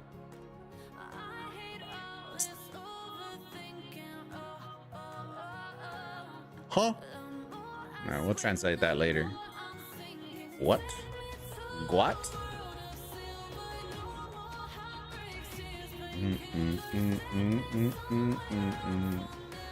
But hell yeah.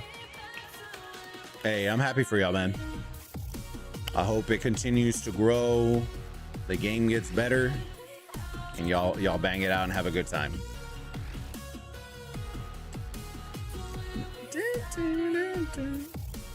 People ask me if I would come back to AOEM. The only way I'm coming back to AOEM is with a bag and a sponsored account. That's it. If they want to know, that's what it is. That's what it is. I would rather that should let you know. I would rather have 0 bag on rock and play rock than go over there. And that it's not, it has more to do with who you're working with than the game itself. That makes sense. I hope that makes sense. It's like in the job market, the easiest way to say, I would rather take less money for a better environment than take more money and be constantly like miserable. That is how I would treat it. I love the community though. Community I've always appreciated. I returned to Rock a few months ago and I didn't like how A seed and higher seeds dodge KVKs now. It's dumb. Return to high seed kingdom and they dodge KVK. It is what it is. Then you probably need a new kingdom then.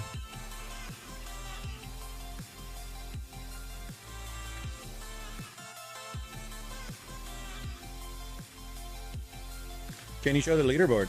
Leaderboard for which one? Just the kingdom? Sure.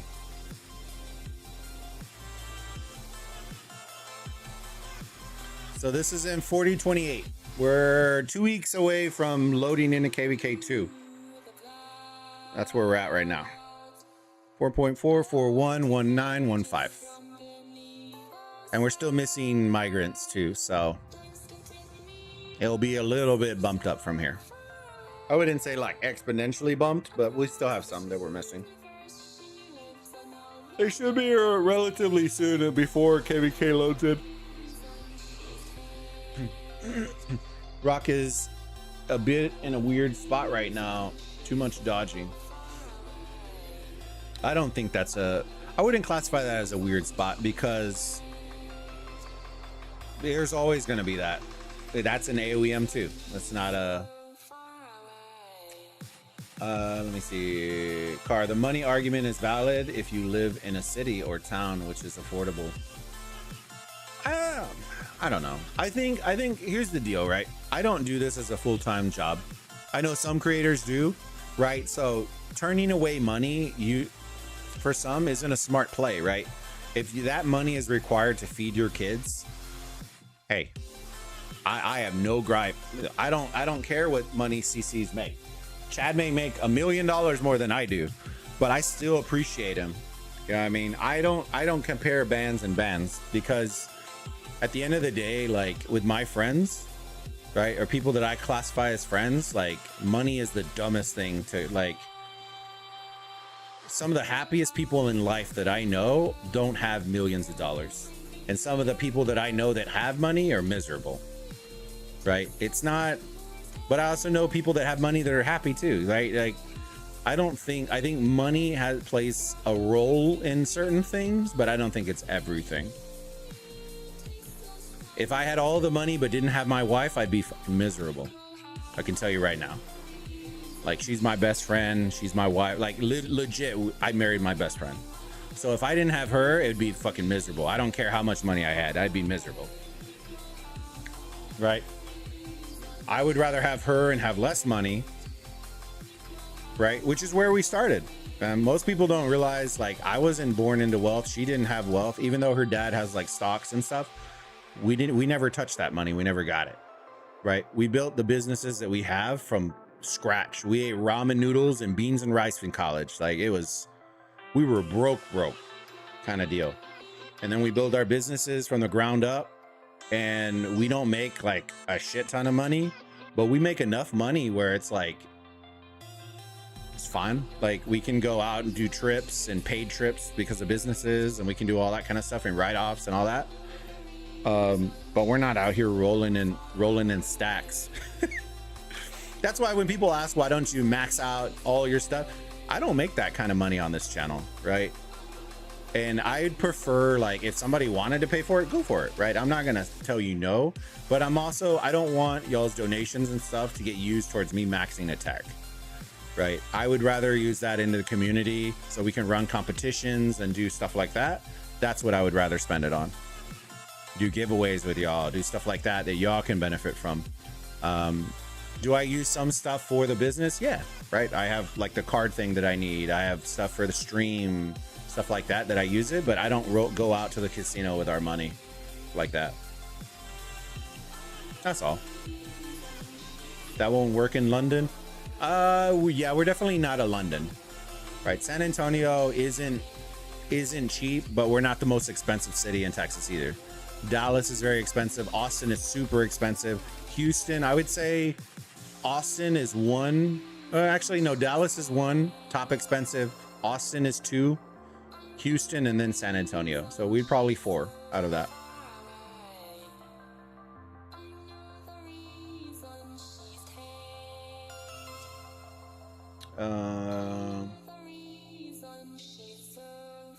It was never like that, bro. Never. Rock used to be. No, it's been like that year. I promise you. It's been like that. It's been like that.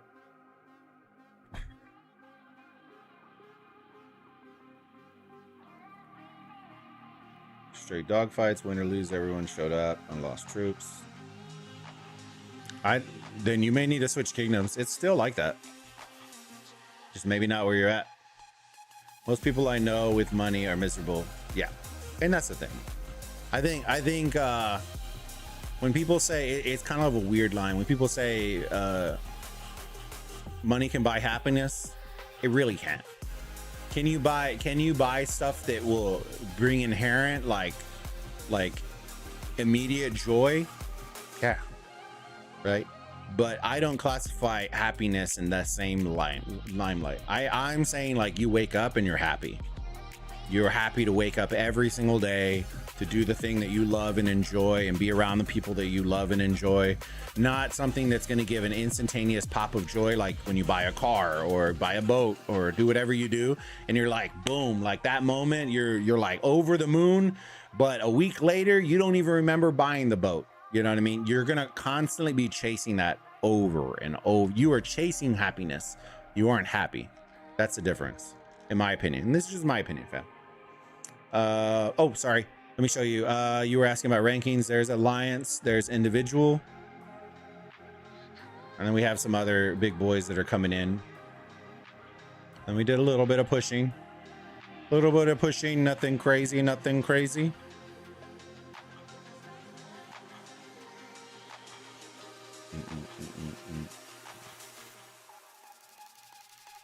I'll show you top 100 because that way people ask. There's 100. Alliance kills. Ours are going to be low because, well, we didn't have fighting in KVK 1, so we haven't had Civil War, so our kills are going to be low. But that will change in KVK 2, which is why I'll probably show all these stats and all these things prior to us doing fighting, because then at the end of KVK, then we can see what difference there was. If we don't have any KVK 2 fighting, like we are going in with the mindset that we are going to have a shit ton of fighting in this KVK 2. So that's our hope. That's our hope.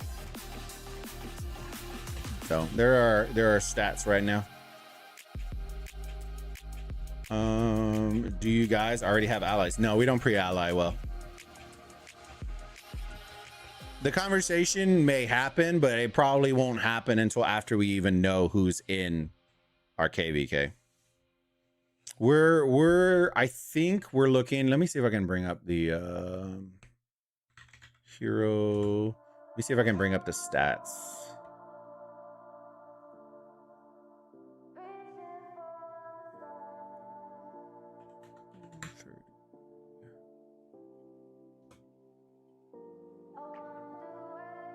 Um, 39, 32.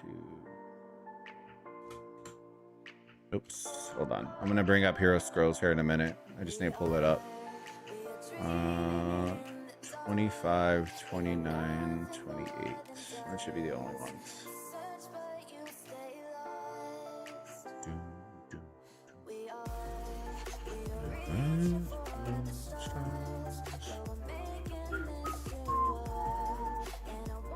All right.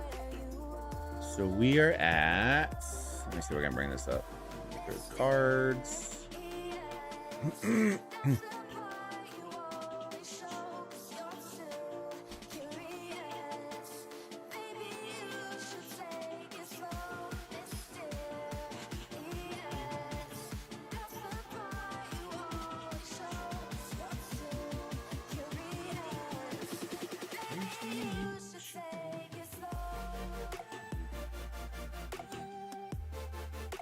There you go. So that is what we're looking at right now. 40-30 at 11.2. We are at 9.5. 39 is at 8.4. 38 is at 7. And then 25 is at 6.5. 29 is at 6.5. So we'll be honest with you. How do I put this? I don't know how this is going to be a level, but honestly, I don't really know if we care, to be honest with you. I think there are already pre-allies in here. I'll be honest with you. Based on the shady stuff that was already happening, it wouldn't surprise me. I'll be honest with you. I would say that. That's what I would say. Have we pre-allied? No. Because it doesn't make sense to pre-ally when we don't even know who's going to be there.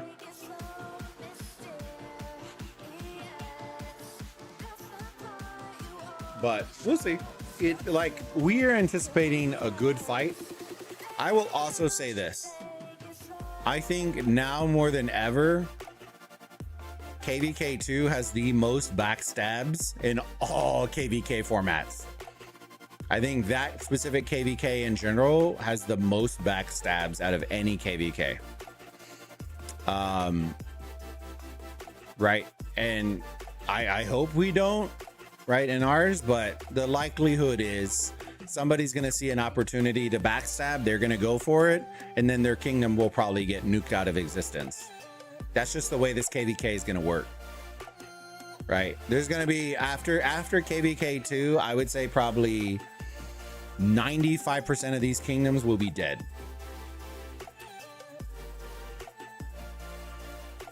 And what I mean by dead is they're going to migrate out. That's usually the way KVK separates everybody.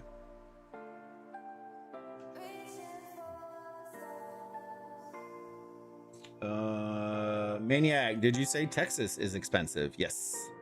Brother, I'm in San Diego. I need to go east more. So Texas has, the way that I explain it to everybody is each major city in Texas feels like a completely different spot, right? So like Dallas is very expensive in the sense that you want luxury, you want like high rise living that's not cheap. A lot of Cali people are going there and going to Austin, right? If you want more like Cali healthy vibe, you know what I'm saying, like where everyone's riding their bikes and doing shit, Dallas, Austin, right? If you're looking for a big art district and a lot of entertainment and food and stuff like that, Houston is a big one. The issue with Houston is there's so many people in Houston that you have to be okay with traffic, right? San Antonio is the one that everyone sleeps on, because we're kind of like, I would say we're homey, if that makes sense. Like you are going to get like a Midwestern vibe from us, a Southern vibe from us, where like everybody will like help you out. You'll see people that pull over to help you change tires. You'll pick up people's lunches because you see that they're eating with their family. Like it's very homey. It's not luxurious. We do have some luxuries, but it's not like going to blow your socks off with the luxury. But the hospitality of San Antonio is far and none better than any others that I've seen. So it feels like it's a big city that feels like a small town. I don't know. That may not make sense to a lot of people. If you're in the UK or in Britain and you'll know what I'm talking about, where it's like there's a difference between a small town in Britain versus London. Right, you know your neighbors, you say hi to them, you wave to them, we do that in San Antonio. You don't even, like, if I'm driving down our street when I'm leaving our house, I'll go like that and I'll wave my hand to somebody who's walking down the block. Right, I don't even know them, but it's just hospitality. So a lot of people with families, that want more of that style will come to San Antonio. If you want like high energy, expensive, you know, Austin city limit, like luxury style stuff, then Austin, Dallas is your spot. If you're looking for art and stuff like that, like if you're from New York and you enjoy their art district in New York and all that, you're not getting that anywhere outside of Houston. You know what I mean? They're all their own. They all feel like they have their own identities. So it's all a thing. If San Diego is military and beaches, I would say food-wise, culture-wise, it's going to be Austin. Dallas definitely has like more. It does have luxury, and you do have some like water options in Dallas. Austin has more nature and more parks. So if you're looking for stuff like that, you will get those kinds of deals more in Austin, the Austin countryside, than Dallas. If you just want to hop on a boat and go fishing, Dallas is fantastic. It also has way more sports teams than Austin doesn't have a professional sports team. So if you're really into sports, Dallas is the play between Dallas and Austin. If you're into like outdoors and, you know, luxury, then Austin's going to be the better play.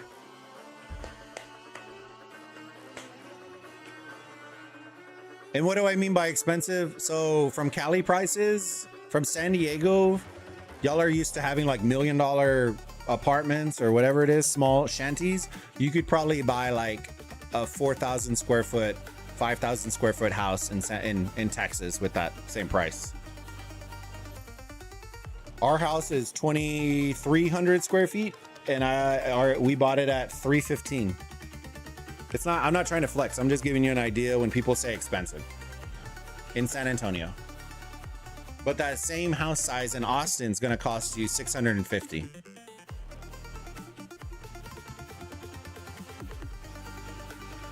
Just to give you an idea of where we're at.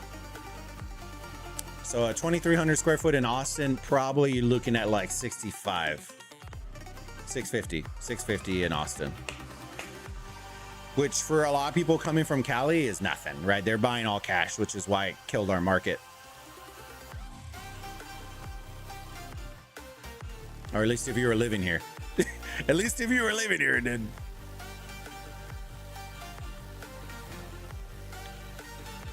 Orale, Outlaw, how's it going, big dog? Good to see you. Is it true Texas has no income tax? We have no state tax, Outlaw. We still have federal taxes that get taken. We don't have any state taxes though.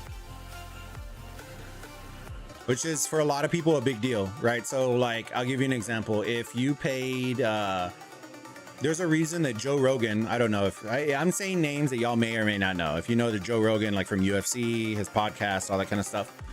When he was doing his new Spotify contract, right? It was like 20 million or whatever it was, right? Per year or something like that. Give me an example. If he re-signed that contract when he was in Cali, he would have had to give the state tax plus the federal tax. So roughly about 50% of what he would have signed for would have gone in taxes. Because he moved to Texas and lives in I think he lives in the outskirts of Austin somewhere. He waited to sign his contract till he officially moved into Texas.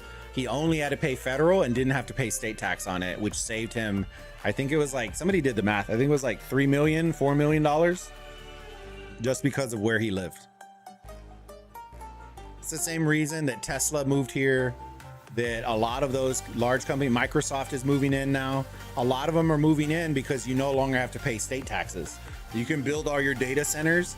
Texas will be one of the data center hubs of the United States. And it's not because we're fantastic. It's because our land is cheap.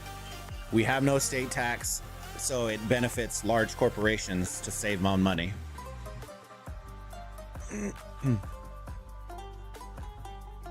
Good old Joseph Rogan. That's why I'm keen to move on Texas for that. Business wise, it's amazing, right? But you need to like the things that I tell everybody is one, it's hot, right? If you don't like the heat, you're like, don't come surprised. It's hot, right? There's a reason that a lot of the houses have pools. And if you don't have a pool, then a lot of people that have kids invest in getting a pool. It's hot. It is a whole vibe though, right? With food, going tubing down rivers, nature, like anything that you can enjoy, you enjoy. If you enjoy winter, you are gonna hate unless you're in the Panhandle area. So the Dallas area up there, they get snow every year. If you're in San Antonio, I think we see snow once every like 25 years. Legitimately, when it snows, the whole grid goes down in San Antonio because we legitimately see it once every like 25, 30 years in San Antonio. Austin, very similar to San Antonio. They don't really see anything. Dallas sees snow every year. And so it's one of those things. Every little shit in California higher than majority of the states. Yeah. Cali's very expensive. Gas is super expensive. But a lot of people say, well, gas isn't cheap in Texas either. The difference is we're paying right now, I think it was at $2.93 a gallon. In Cali, it's like $8 a gallon. So they may make more in Cali, like job wise, but their cost of living is 20 times as expensive as ours. Right. So it just varies. You take the good with the bad in that sense. That's why I always say, like, the city that you choose should be cognizant of what you are looking for in Texas. Each city varies. That's why I broke it down for y'all. If you're looking for something specific, then there's a specific city that you want to hit. Don't forget, it's the capital of America too. Yeah. America. Fuck yeah. Texas. Homes in Austin are nice. They are nice, but they are more expensive and it's not because Texas did it. It's because Cali, you can blame Cali for it. So when we were getting this house, right, the market, and I know, I'm sorry, I'm going on story time. We got 15 minutes, fam. When we were looking at this house, this was like 4 years ago, 3-4 years ago. That was when the whole Austin, the Cali move started. And what was happening was they kept getting attracted to Austin because Austin is very similar Cali-wise, like vibe, where bicycles and riding and food trucks and that kind of stuff, right? It's a vibe. Sports-wise, not so much, right? But everything else, pretty close. But when they were coming to the market, right, they were selling their $1 million homes, $1.5 million shacks, whatever it is in Cali. And they were coming full cash in hand and seeing these beautiful big homes in Texas and just fully dropping all cash offers on homes that were being sold at $300K, right? Or being on the market for $300K and dropping $600K cash. And what that does to the market is insanely, like, it just outprices a lot of people. When you're in that market, living in that market, you get outpriced very quickly. And that's what happened in Austin. All the Cali people came full cash offers, double, if not triple asking, and just went all cash, bought their home, and then they were happy with it. And so now the Austin market is cooked, right? If you're not ready to drop some dough on it, you're cooked. Dallas isn't as bad because it has a lot of surrounding cities. So Austin is like a metro hub. In 10 minutes south, you're going to hit Highlands. You're going to hit a bunch of different Fort Worth. You're going to hit all these other locations that are within driving distance of Dallas if you don't want to pay Dallas prices. And so that's the deal, right? Austin is similar in that sense, but not as much.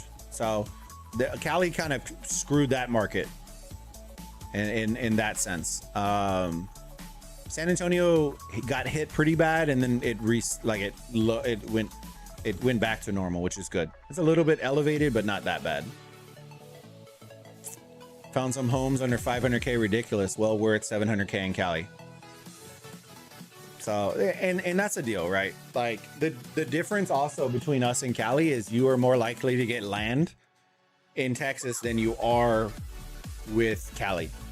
So what I mean by that is that 500K home is a way bigger home, but on top of that, you're getting a bigger yard. You're getting bigger land portions of stuff.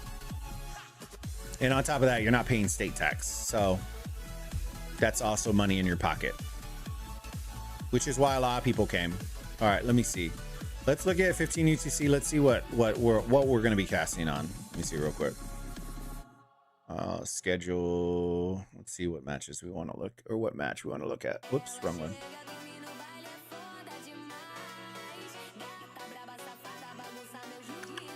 Nerf alts.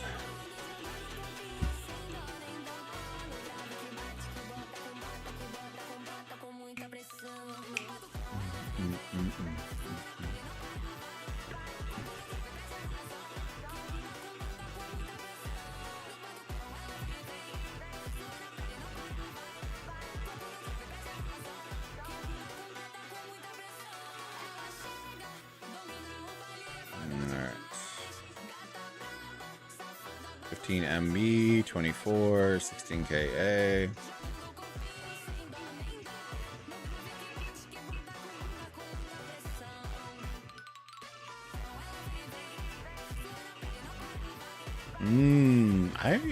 Ooh.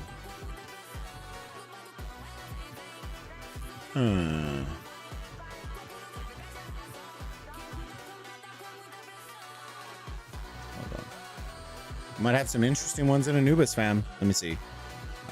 Schedule. Might have some interesting ones in Anubis today.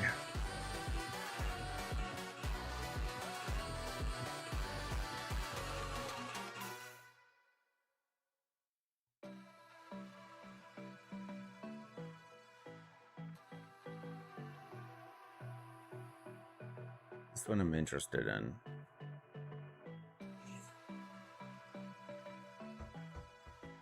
I'm really interested in this one, and I'm also interested in let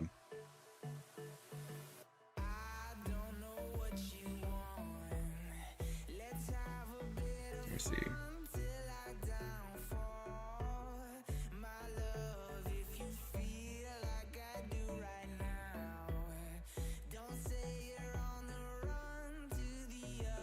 I like this one too.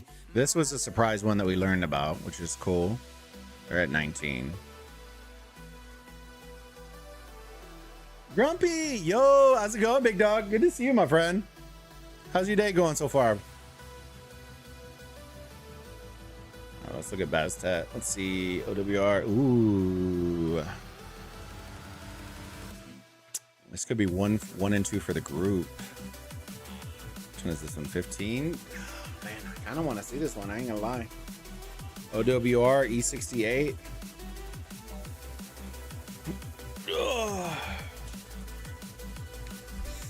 I think this one's gonna be Clash. That one's I think number one right now. Let me keep looking.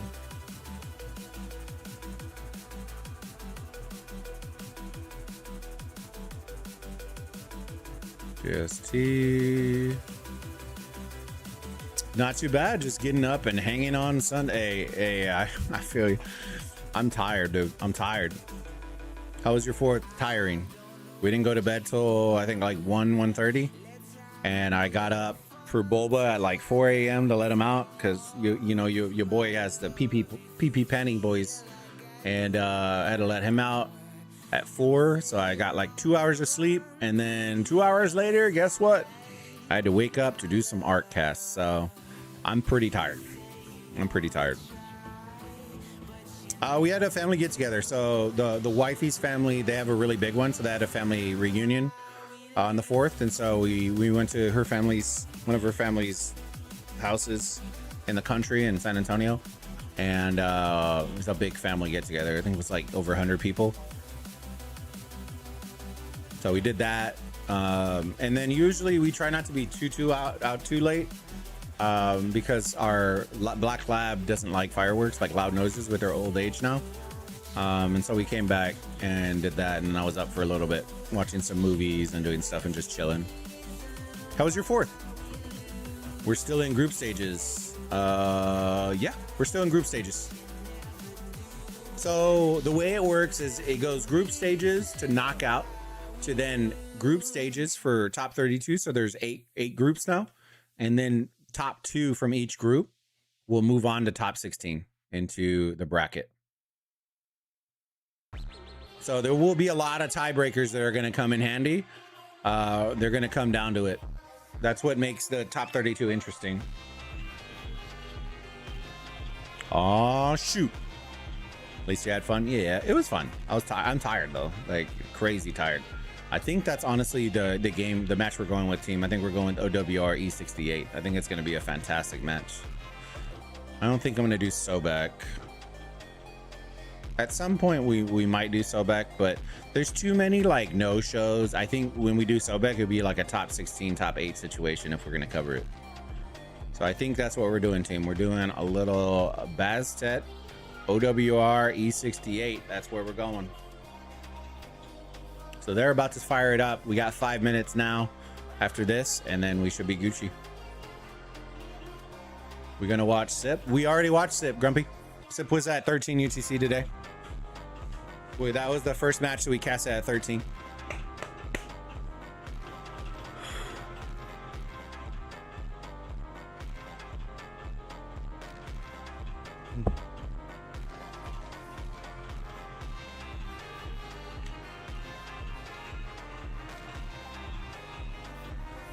I slept in. It's all good, big dog. I keep forgetting to cut these matches up into videos. So what I might do is I might end up doing that. There's so many of the streams I think we have that if it's a full match, then I'll cut it up into a video. If it's not a full match, then, or if it's at least 3/4 of a match, then I'll cut it up into a video. Right now in these, I'm flip-flopping to get the best ones. But once we get to top 16, all those, then we're sticking, and then we'll start cutting those into videos. That way when people want to rewatch, they can.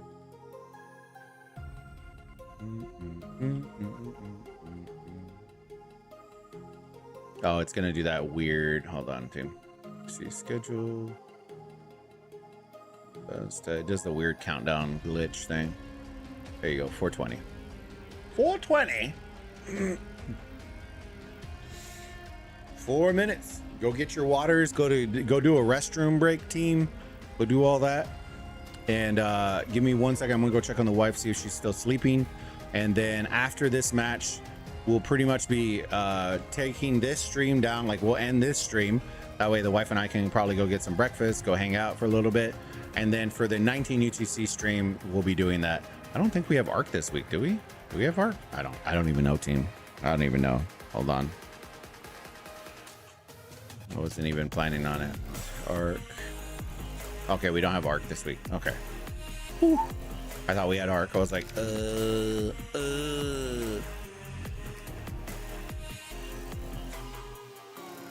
let me go check on the wife, see if she's still asleep. She might still be asleep, to be honest with you, team. All right, I'll be right back.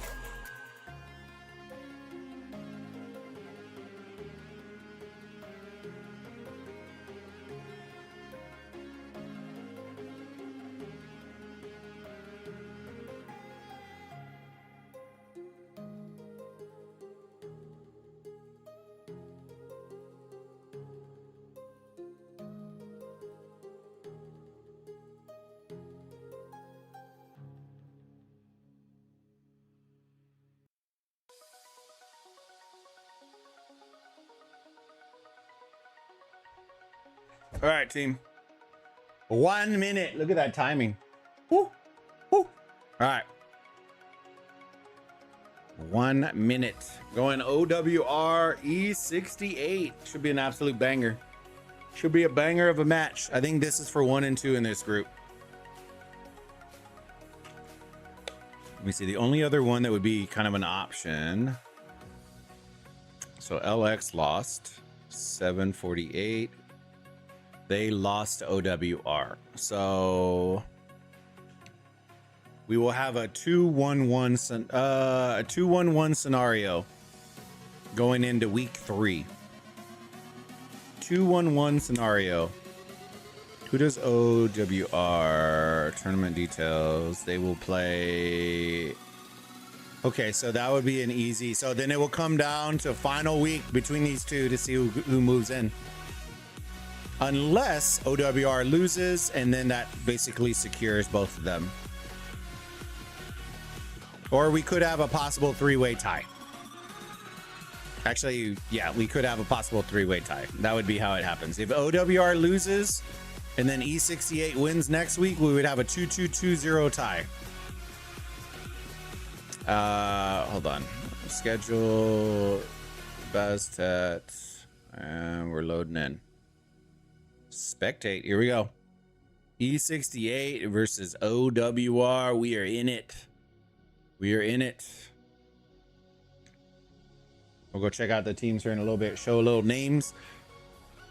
They did do the update for the ARC pictures. I'm not like a super fan of it. I wish it was like, there needs to be like an additional. I kind of miss that they don't have the power of the player on their calling card. I also don't like that the calling card is so freaking huge.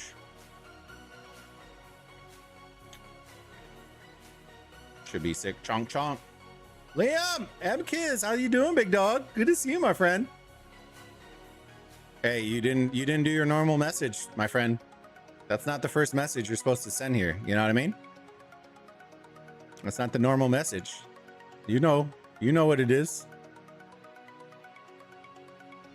Let's see. I guarantee he has it saved on like a Word doc on his cell phone.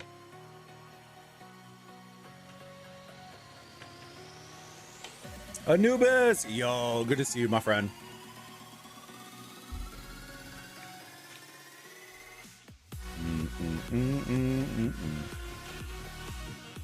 I know it off by heart.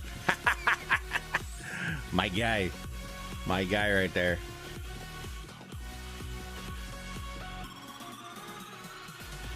Port guy. Ray. Andy Huppy. I don't know any of these players. But I do know the team.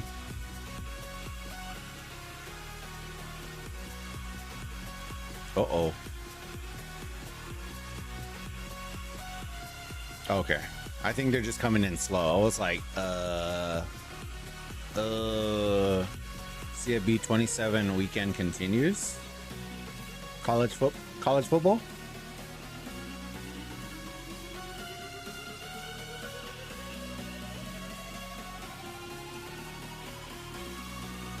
All right, 51. What a load-in animation right there, bro. See, this is what I was talking about. You can click on it, but it doesn't give you power from what I can see. Let me see. Which is kind of an L. Osiris League.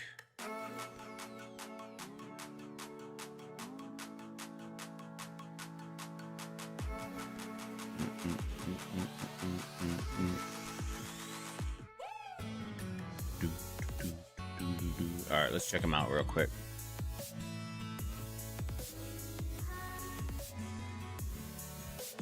Lord Ami, Stalker, Booze, Strictly Biz. All right, Gates of Hell opened up. We'll zoom out here in a minute. Give me 1 second. Just checking over. Oh, Renato, yo, nice.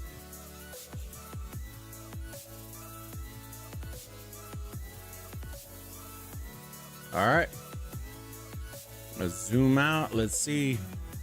Got those fast cav moving. I assume CCs. Let's see if they jump on those outposts. You love to see it. Energetic coming in from OWR. My online dynasty is 26. I won 6 of 8 national championships. Yo, let's go. Low key, hard flex. Oh no, they missed the bottom outpost. GG's, brother. We're already off to a rough start, E.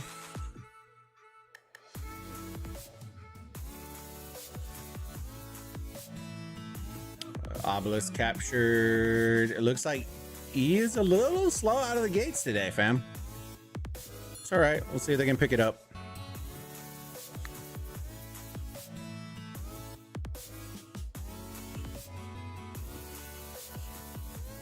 So they're about 40 seconds behind on the outpost.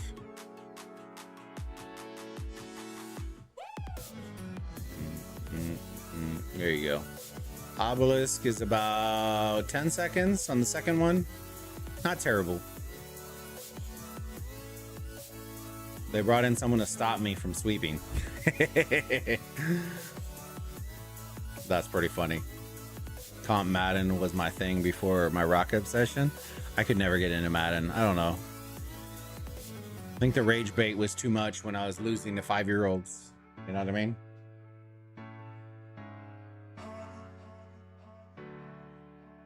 I was a Call of Duty guy. That was my thing. It's looking like a pretty standard break off. No sentries on bot side, which is an interesting play. Nonetheless. All right, we'll zoom in here when they start getting closer.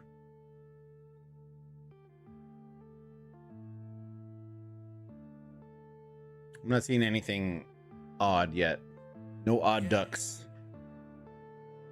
I do like the way that they're spread like this so that there is nobody flying in the shadow, which is pretty smart. I haven't seen that before. I like that.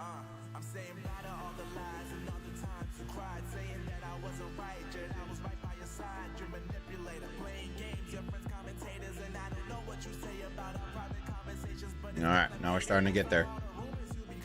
Interesting play here. This is why I tell everybody a lot of the times they will put sentries behind the structures for that reason. Because right now you're gonna start seeing, look, this march is very smart. There you go, spotted, found the whole ball. An archer rally on Obelisk. That's why this tends not to work, because of that reason. Smart teams will run individual fast cav marches just to pick out those guys. Yeah, they've already been found, so sitting here doesn't really help.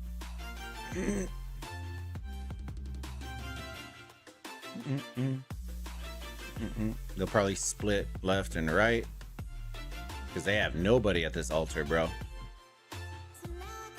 Say goodbye. 60 seconds, 1 minute. Russia versus China. First stream today. I didn't get the noti. Do you have it on all on YouTube? I also ping everybody in Discord if you have the roll on. That was the whole thing that I set up with the Discord, is that now I have notification roles specific for y'all to be able to select and deselect if y'all want them on or off. I didn't want the server to turn in where, like on some servers where they ping you for absolutely everything. So I have specific ping notifications for certain things. So rock pings has its own rock content role, all those. So if you ever want notifications, it only pings the role. So if you want it, you can add it. If you don't, then don't, and then you won't get pinged. The winner is going to determine who the real superpower is. Yeah. Russia versus China? Oh, Lord.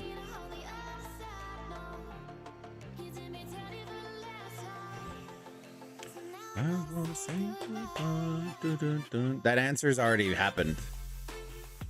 That's already a done answer right there. Oh, got a little David Garrison in here. OWR. Okay.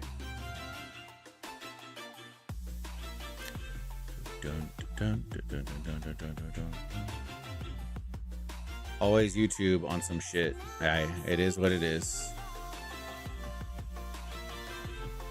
All right, there you go. E68 is in. Set up their garrison and then push forward, try killing off their marches. It's a little early to kill off your marches.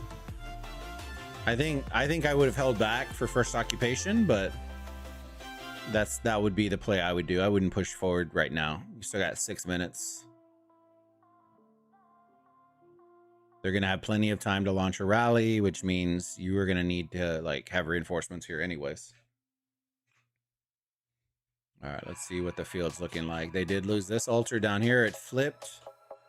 Here's looking solid. Here's looking solid. And blue is flipping here. OWR. Structure game is on point. Let's go look over here. A little QSH garrison. Don't know why this isn't down.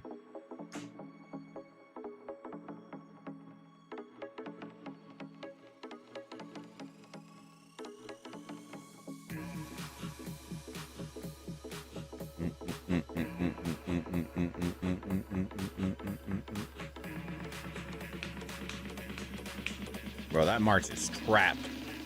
It's trapped in the nether regions. Yeah, QSH is absolutely stacked out of his mind. There you go. They didn't get the first occupation. They flipped that one. Let's see if they're going to flip this one. Oh, God. And they didn't have a garrison. See, that's my point, right? If you didn't have a garrison, you should not have pushed forward. It's already too late. And now nobody's here. Like, you got to start dumping in. The David is literally swarming. You just need to put your troops in at that point. That's why I didn't like that push-up play. I wouldn't have pushed up until after you capped it. Yeah, there we go. Flipperooski again. Flipperooski again here. They're going to get first occupation over here. Looks like. Yes. It will lock in their shrine. The structure game is looking nice from OWR. E68 just looks all out of sorts right now. They look all out of sorts right now. The good part is it doesn't look like they're having issues flipping structures. The problem that they're having is they have nobody to garrison them, which is the problem.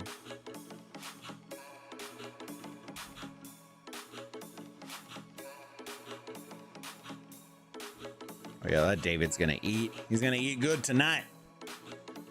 Let me see. Anubis, is it true you can reset a commander's gold heads if you come back after a long time away? So I can only talk about what happened with me, Anubis, and what happened is it popped the swap event for me. I think I streamed it too. It popped the swap event for me. So for me, it allowed me to do 3.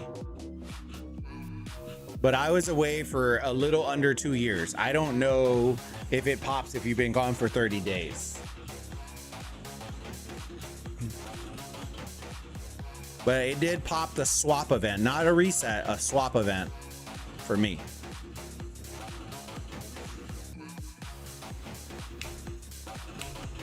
What a start for both teams. Yeah, this is going to be interesting.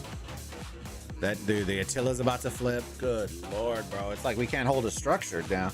You know what I'm saying?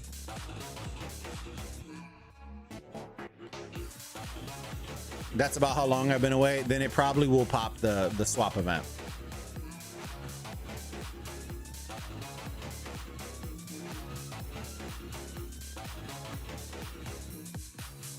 So it pops. It popped the swap.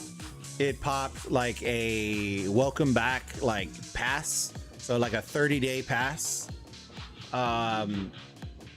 It popped a bunch of events. It pops a lot of stuff when you come back. But for me, and specifically, I'm only talking about for me. I don't know if it pops it for everybody. It popped the swap event for me. I'll see if I can find the stream VOD later. Yeah. Let me see.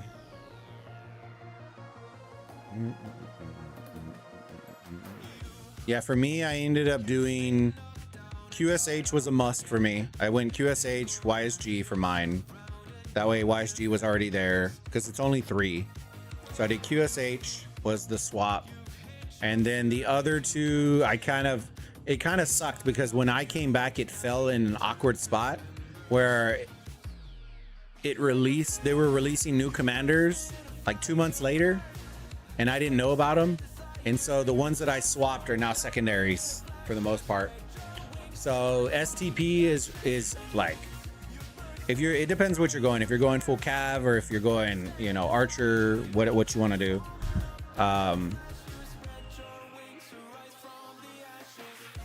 I think if you have Attila Achilles is busted.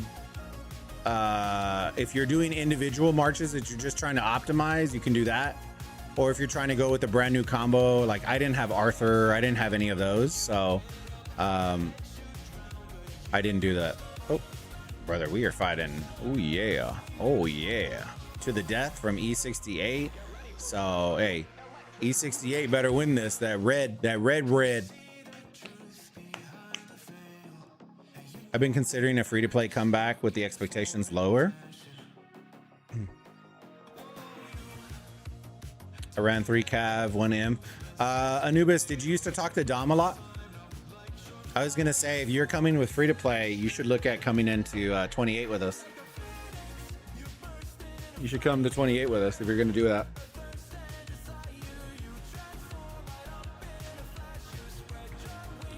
Flies from the ashes on, turn the fire. We have a bunch of planners and eggheads in ours. You enjoy Billet, you enjoy Dom, you enjoy all those guys. Dom, he's one of the leaders for 1606. He was one of the leaders for 1606. I think he's still one of the leaders in 1606. We used to have him on the ARC shows too, all the time. We dominated the second leg from the beginning. Hold on. We beat OWR in the final last season. Yo, let's go. We were trailing behind by 7.5K in the first leg. Staged a comeback with less than a minute to go. Yo. You love to see it. You love to see it. And somehow, you ready for this? Somehow OWR still won mid even after popping to the death. E68 popping to the death. Ugh. And now you got No Mark coming in. Yeah, this is the GG's. This is a GG's, fam. It's all right. I can already tell you based on that, it's a GG's. Let me bring up the phone, see if there's something else. There's no reason, I can tell you right now, that you should be popping to the death, fighting the opponent and losing when they didn't pop a single skill in the middle. Literally, they lost. OWR won by popping 0 skills and beat a to the death team in the mid. That should never happen, ever. 1606 has guys that I play with. A lot of them are in 4028 right now in our restart with Chadsky. So War Daddy Chad is one of the big boys. There's Peace, Peace that's from 1606 too, that's there. Valve, Odin, like a bunch of them are there. Dom is there. Billet's a CC that is there. I'm there. Schmuck's there. A bunch of us are there. Let me see. We lost the one final we made. One of the greatest finals ever. Dom's not in 1606. He used to be. Did he move?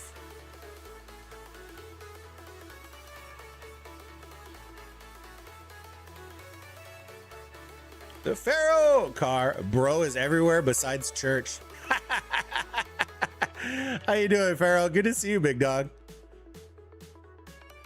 Good to see you, my friend. How you been? How you been?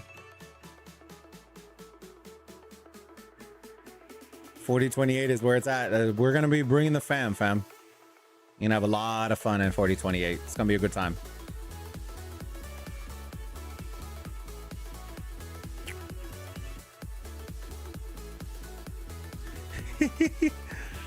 Welcome to the stream, Habibi. Welcome to the stream. Oh, wait, hold on. I was opening up the thing to see if we're going to switch matches. This one, I think, is pretty much GG'd. This one's pretty much GG'd out of its mind. Because now you're going to have OWR going into mid with skills. It should be a pretty clean sweep after that. Let me see who's going. All right, in Baz, let's look in Horus real quick. I'm looking at scores real quick so I can see him. 10, 4, 16, 2. This is in Anubis. 9, 6, 10, 2, 17, 1, 15, 6, 21. Jesus Christ. No show against 93T. 21. 6, 6. Okay, that's not bad. That's pretty good. 10, 4, 7, 9. Ooh, 16Z01 is close. Okay, we might have to go check that one. Let me look at the other matches real quick. I'm just gonna look at Anubis, see if there's anything else that we want to check out, and then we'll go from there. 7, 11, 8, 10, 9, 9, LN 93. Oh, okay. I think we're gonna do. All right. Yeah, this one's pretty much chalked. This one's dead. All right, let me see real quick. Let's quit. So here we're going to Anubis. Anubis, and we are going to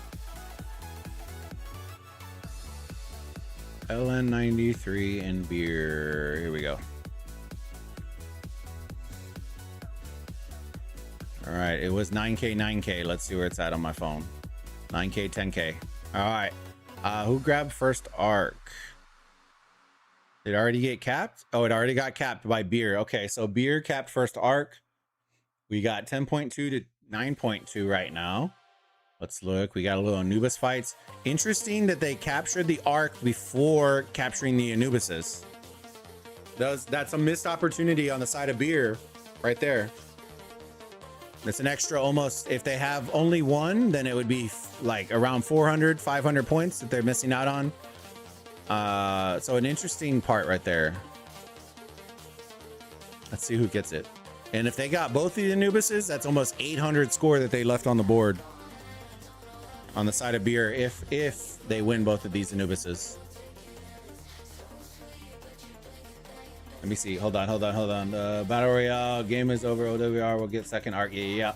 That's what I was thinking too. Give me 1 second.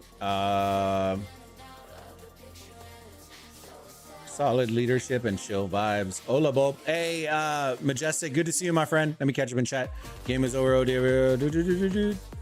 Oh my God. The app download advertises the commander swap make up 1 year in 1 day. It's going down, boys. Car dropped it.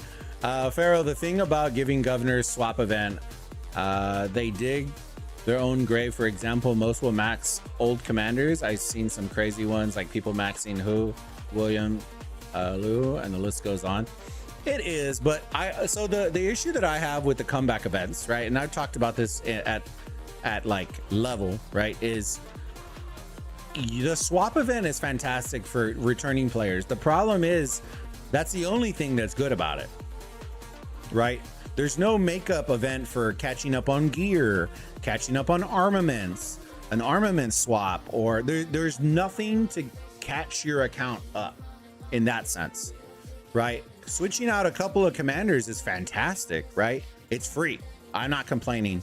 The problem is I don't care whether you have a maxed QSH and YSG if your armaments are trash and your gear is 2 years removed. Like, you're still gonna get slapped. And that's the part that I've told the devs, like, if you're gonna do catch-up events, it needs to be all-inclusive catch-up. You need the commander swap with the gear swap with the armament updates. You need to have it all, or else it makes the player useless for the next year trying to catch up. It also makes it where it might not even be worth doing the catch-up events. It might just be cheaper just to buy the account and call it a day, but a lot of players don't want to do that, right? I wanted to play my old account. But I can tell you from my experience, I only did that because I had like the blood, sweat, and tears in that account. So I was just playing it for fun to have some fun. But I'm still far behind on armaments, gear, all that stuff. 2 years is a massive L, right? And that's the difference. I can appreciate the swap event. And I think you are right. A lot of people swap for older ones, which isn't that. But Lilith has never been great about notifying people like, hey, in 3 months, new commanders are coming. Like, usually you get caught with like really terrible timing. Usually is what I've seen. The only one commander worth is QSH, and Cavs are coming next. So I wouldn't even touch them yet. So you don't really have a choice because the swap event is timed. The swap event is timed. So you don't really have a choice. Whenever you load in is when you can do it. I still think QSH, I think you can get away with Achilles came out literally when I returned was like 2 months later came out. I think Achilles is goated. Like you could use an Achilles combo. You could do a QSH YSG. And then for your third, you can do, if you have STP. If you don't have STP, I would do STP. You know, it's swap STP and you can do somebody like that. And I think you would have a solid, really solid foundation for 3 marches. Now that all of those are out. Just my opinion though. Sir, yo, good to see you, my friend. How you doing? Well, Rock wants an email for my account, which I don't have. I guess I'll watch you. Oh, Lord. An email? You should have like social linking if you wanted to do that. There's a bunch of them. All right, let me see real quick. Let me catch up. Arc spawning in 3 minutes. Nobody is there, fam. We're seeing the rotation coming out from Beer, which is kind of different. They're spawning on the edges. I have seen this strat from a couple of different teams. The thing that I will say is this. Most team strategists are going to pop your sentry right here or right here. And it would see a little bit of this. It won't see very much, which I think is why they're posting up right here. But you will also see this happen, right? This guy is probably going to run. And he's going to spot out there just in the corners.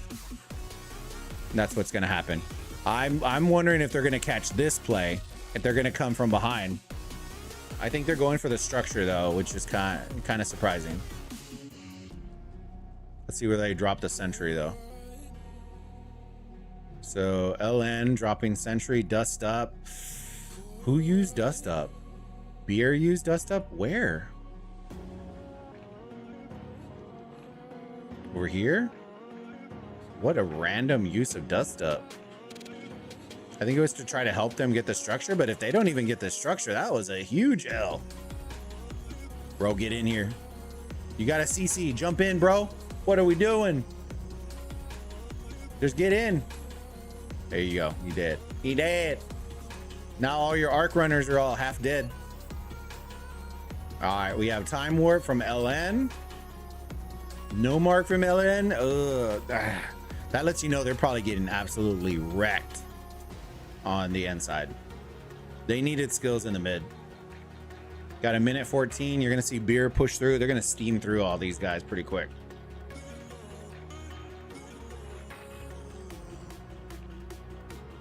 I will say LN is up by 3K. This arc is going to be worth 3,500. So it'll pull the match back. What Beer can't afford is I can't afford to lose this arc. They really can't. But I don't think they are because pretty sure they're gonna have no skills on the side of LN to use in mid. I think it's gonna be a clean sweep in mid again.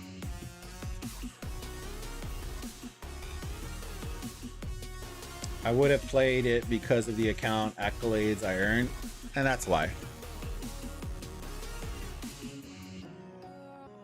Fu and Lee were the last ones I remember having.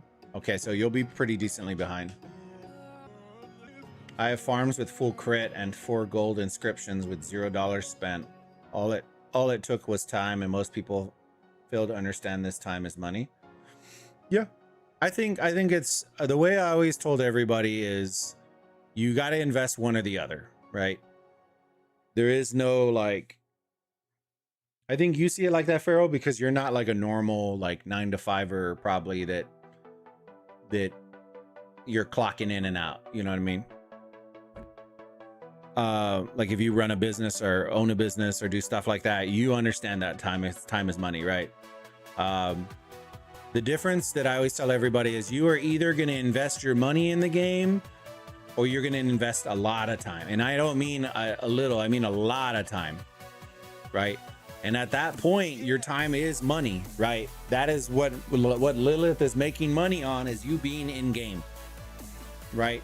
So the only way that you can make up part of the threshold is going to be mass spent, like either spending or spending a lot of time.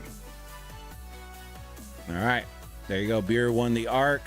Let's see. Oh, well, the Anubises, I don't think they're going to hold it because I think they're going to need arcs in order to bring this back. So the timing is just so off with the Anubises and the arc captures and all that kind of stuff. So I think if you're Beer, you're going to run this up.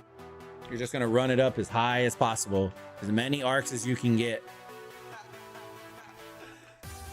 Pharaoh's Farm puts all garrisons to shame.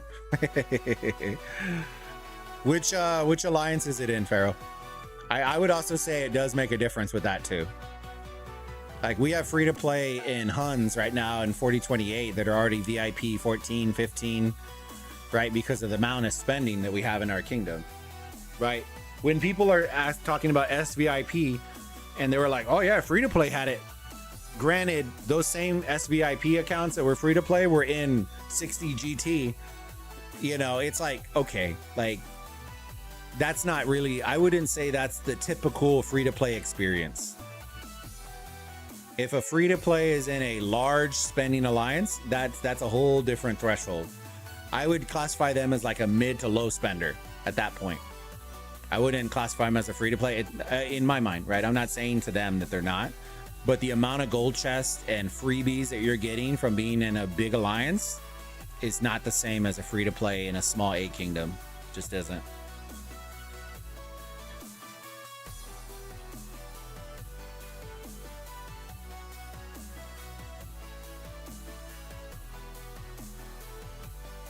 A little David. Dude, I was hoping we'd see like a report with the new Pelagius, but I don't know. Most are in 3777. We're rivals in this KVK. Yeah, I wasn't sure. I know you have multiple accounts. One of our members swarmed one of my farms and took like 500 deads. Makes sense. Makes sense.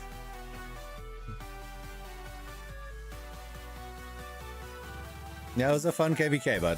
Yeah, we'll have the passes this week.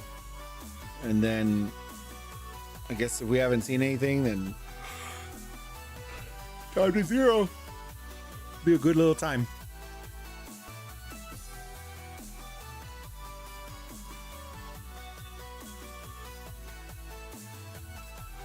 Texas. For Texas. Nah, Habibi's Habibi, brother. I think the major difference was what I was talking about with Apple was KVK 2 and KVK 5 are the make or break KVKs. If your kingdoms can make it through 2 and 5, you'll survive.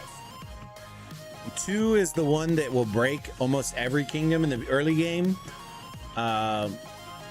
because of either backstabbing or players migrating out or whatever it is. It's usually the first real test in KVK is KVK 2. If you make it out of 2, all the other ones you'll be fine until you hit 5, which is where I told Apple, I was like, y'all are at KVK 5. This is the make or break one. And the reason 5 is because it will be the first time in almost all of the players' career, outside of if they have other accounts that are old, right, that those players are going to experience playing at a deficit. And when I mean a deficit, I don't mean, oh, I got less troops. I mean the gear deficit, the troop deficit, the armament deficit. That is the first time you will get match made against kingdoms that are in kingdom KVK number 25 plus, and you're in KVK 5. So they are going to have 2 to 3 years up on you on armaments, gear, all of that stuff. So you are going to be fighting, you are punching up the whole time. So win, lose, or draw, it's gonna hurt, right? And understanding that as a kingdom and telling each other like we are gonna fight our best, but we are gonna be fighting accounts that are way older than ours, right? Is kind of all you can really do. If you can win, then kudos, right? But it's gonna hurt. It's gonna hurt. And I think that's the part that I tell everybody, like if you can understand and live with the punching up part, you are ready for SOC, because there will always be a kingdom that is older than yours that probably is going to have better stuff than you, right? And so the idea of what do you need to do to fight in those KVKs becomes very apparent, right? And then as you continue to grow your account, you'll feel it from feeling like this, fighting up, to fighting more like this. And then at some point, then it will level out, right? But it will slowly start moving down as you continuously grow. But it's going to be like this for at least two KVKs. It's just the way it's going to feel. But if you get past that initial surge of that feeling, you're fine. That you're ready for SOC. I crafted 2 accessories on my farms and both crit. Oh Lord, Habibi, send me your luck, Habibi. Brother, I can't crit anything to save my life. PM, wow, they are really holding the arc then? I think they're holding it because they're either waiting on Anubis. They're either waiting on Anubis or they're bringing it back like that. So remember, oh, they didn't hold it. They capped it. There you go. So they capped it a couple of minutes ago. I'm just slow to catching up. So nilled it up. And this is the part with LN, right? If you are going to lose mid the way they're losing mid, you have to win structures. So I really like what I'm seeing on the side of beer. I'll be honest with you. I don't know why LN is using Hera still. I really don't. I think you're going to start to see as you get deeper in, nobody's going to use Hera anymore. They're not going to even use Gorgo. You're going to see David and Attila garrisons all over the place. That's what's going to happen. Pharaoh KVK 1 through 4 is designed to make or break kingdoms or tell you how coalitions. You don't have coalitions since the start because Lilith forces you to get along or civil war in between. Part of it. I think 2 is the test. I think the other 2 are kind of sleepers, and then 5 is going to break it. Only few can survive the early KVKs, but only the rare ones survive, and you have to pray to the gods that you don't lose 1 KVK because everyone will probably leave, and that's okay. I think people have to understand that too. That's part of SOC KVKs. You need to find the group that it doesn't matter whether you win or lose, they're there for you, right? That's how you're going to build the kingdom that you want to build. You need a bunch of people that just don't give 2 shits and are excited to fight with the kingdom and just rock with y'all. And once you get a bunch of those, you're good. Doesn't matter whether you win or lose, you will always show up and shell out, and you will get more recruits because of that. Iceman Gecko Gaming talked about all this years ago when he was removed from the content creator program and he left the game short after. Kind of. We weren't really into SOC when Gecko was here, Iceman. Gecko didn't get too deep into SOC. Gecko was still floating with me when we were doing that, and we were still playing light versus dark 8 times in a row. All right, so LN is going for Anubis. I do like this play. Also, the first time you'll fight almost exclusively T5 field fighters. Very true. Very true. I still don't think, I'll be honest with you, team, I still don't think I'm ever going to do T5 and rock. I just don't. I don't think I'll ever want to have to spend the amount of money to do the res thing. And I just don't. I don't know. It probably is an L move on my part, but the amount of res that you have to get is just, I don't know. I'm not about it. All right, it looks like, oh no, they're getting blasted. I don't know if they're gonna get the second one. All right, here comes Beer. Beer's doing their corner thing again. All right, let's see. Third arc, gonna be worth 4,000 points. 21 minutes left. Let's see how it goes. I think if you see LN get this arc, they're gonna hold this sucker all the way to the end, and then go full occupation game. So if you're Beer, they absolutely cannot afford to lose this arc. If they lose this arc, I think this is GG's for side of Beer. I'm a huge fan of Arc. I love everything about it. I take it very seriously, but I can't join the top teams because the power equipment or even SVIP. I would say this, Pharaoh. I wouldn't limit yourself on that. It is important. Don't get me wrong. It's important, right? But I would rather play with a player that knows their stuff and can contribute than a big player that has no clue what they're doing and the only thing they know how to do is smash. Be right. This game mode, you know as well as I do, isn't about smash. It's about like moving and then smashing. You have to be able to do one or the other. Like you have to be able to do both. All right, Desert Storm coming out on the side. I think they're suspecting that. There you go. All right, let's see what skills LN is going to use. I have a feeling they're going to use a non-attacking one. They're going to use a structure one. It would be my guess. My guess is they're going to do some sort of like time warp, no mark kind of deal. That's my guess. Yeah, I seen the 1 billion accounts still losing art. Yeah. More often than not, I don't think a single 1 billion account has won Osiris League in history. I don't know about Itachi. That's the only one I don't know about. I don't know if Itachi won one, but the billion pounder accounts never win.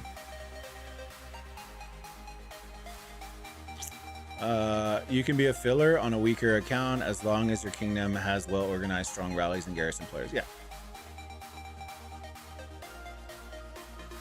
Let's see. They're pushing in. Here we go to the death from LN. They sucked him in. Very nice. Beer's using to the death as well. We need that secondary. There you go. The Desert Storm combo. I love to see it. Let's see. I think that... Ooh. It's going to be tight on LN. You're going to see LN initially, but I think you're going to start seeing Beer popping out here. I'm looking at structures right now. They're still being held by blue, but they are blinking on the blue. Oh! Yo! Pop, pop, pop, pop, pop! Yo! All right, Beer. I see you, brothers. I see you. Arc got picked up by LN. Big W. Big W. Pick it up. Pick it up, CC. Pick that shit up. Pick it up. Even if you die. Even if you die. That CC can't pick this up. Oh, did he die right before he did? Oh, no. The CC's going to pick it up now. Oh, my God. Yeah, blue got molly-whopped out of there. I will say, it was a lot. It did look a lot better of a showing than usual. So I guess that's a W in that sense. Here goes Gang Gang coming over here to try to live for a little bit to hit that CC. It won't really matter, but it's all right. Oh, he got knocked. He got knocked out. All right, Beer did what they needed to do. Anubis is 10, 12. So Beer can sit on this. They should sit on this, to be honest with you, and hold it and try to get these Anubises. The only play issue that I see is you got to weigh the difference out between whether it's worth it or not. If they hold for the Anubises, they have no option for a fourth arc. If they insta capture this, they have an option for a fourth arc, which, to be honest, might be the play for Beer. I think they're going to need that. Brother, he dropped the arc. Oh no. Okay, he died. All right, there's nobody coming in. I would want to see this ball just... Lord. Let's see. Let me see, Pharaoh. The Chinese teams are the ones who always bring new things to the table. For example, they won the championship through farming one time when no one ever farmed. Championship they won by blocking TPs. Are you talking about 60 GT? They beat Beer in like the first 10 minutes of the game by blocking. They almost lost as well, Pharaoh, if you remember correctly. They should have beat Beer in the first 10 minutes. But Beer then presumed to that's the part you have to remember. Beer then went on to capture like 5 arcs by only holding 1 obelisk. That game wasn't over until like the last like 10 minutes of the game. It should have been over the first 10 and it wasn't. So there's something to be said. Many of those in Beer left for GT. Their main strategist so far is still with them. Their style of play is very unconventional. They keep it base and get Anubis. We practiced with them 4 times in MX, won 2 and lost 2. GT was the only team who beat the Chinese team, and it was downhill from there. That's how good they are. I think Chinese teams just have different priorities. I think I saw one thing that was surprising to me from the Chinese teams. The difference is the Chinese teams prioritize provisioning. The English and international teams do not. And that's the reason why. The kicker was always provisions because they prioritize provisions. And it wasn't one person provisioning. They had a team to provision, right? I also would say this. There's a reason why the Grand Prix is a level playing field. I think a lot of the times what you'll notice is teams that would beat people in the Grand Prix don't beat them in regular Osiris League. And it's because of that. So I'll give you an example. GT usually probably would beat 93T in regular OL. But in Grand Prix, they never beat 93T when the field was level. And that's the difference, right? The account usage and the account bumps are way different.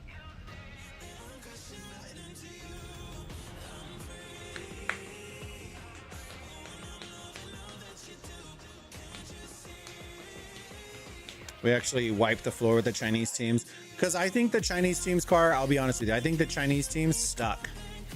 A lot of the international teams have either quit or retired. And that's the difference, right? Even the GT team that was last year, right, wasn't even really the GT team that we're thinking of, right? If it was, MX wouldn't have won. I can tell you that. Katana, I appreciate the... Oh, Dolphin, yo, thank you for the sub, big dog. Welcome to the community, my friend. Let me see. Didn't half of Beer and 60 GT merge in 60 KA? Yeah, but the thing is the accounts and the players that made GT great aren't even the ones that went.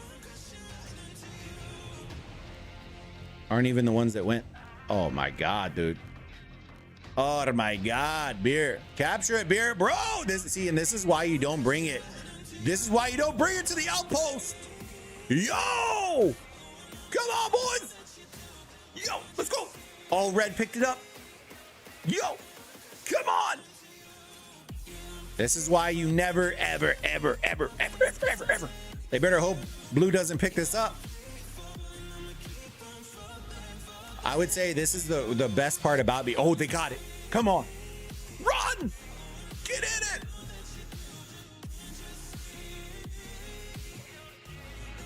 Oh, I don't know if they're going to have enough troops to get in. Oh, red picked it up. We got 12 minutes, boys. 12 minutes. Yo, who's in garrison right now? I think it's red. Yeah, I think it's Beer. Does Beer pick it up or does blue? Let's see. This is going to determine. Oh, if it's red, I think they get it in. Red gets it. Oh, but they stole the outpost. Oh no, here goes LN. No. They should run it in now. They should have it clean. Dang. Somebody's getting fired from running the arc. Bro, that should have been the cleanest run. Why? That should have been the easiest, cleanest run. I don't even know how it happened. Okay, so then now they insta-capped it. Now they have a 3-minute fourth arc. So if you are on the side of LN, you need to flip structures and then just stall that last arc as long as humanly possible to try to reel them in. Wow. And just like that, Beer takes the lead over LN. They're up by a little under, or a little over, no, a little under 3K. It all comes down to this, ladies and gentlemen. Last 10 minutes is all you can ask for. I'm not sure. It's getting squeaky. They dominated from the second season onward for 60 GT. They dominated this. No, it wasn't the second season. Most people don't realize that GT never really beat any Horus teams.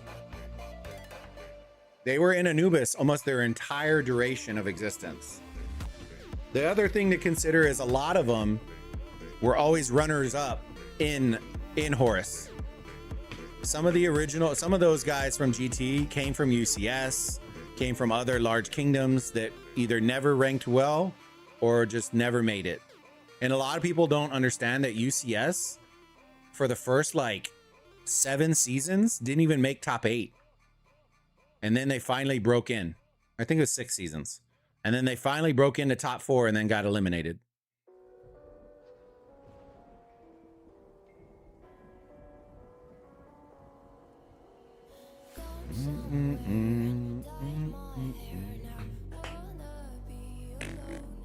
I still have screenshots of what type of marches were being used in the finals, and never in my life would I have thought to see Matilda and Frederick being used to swarm.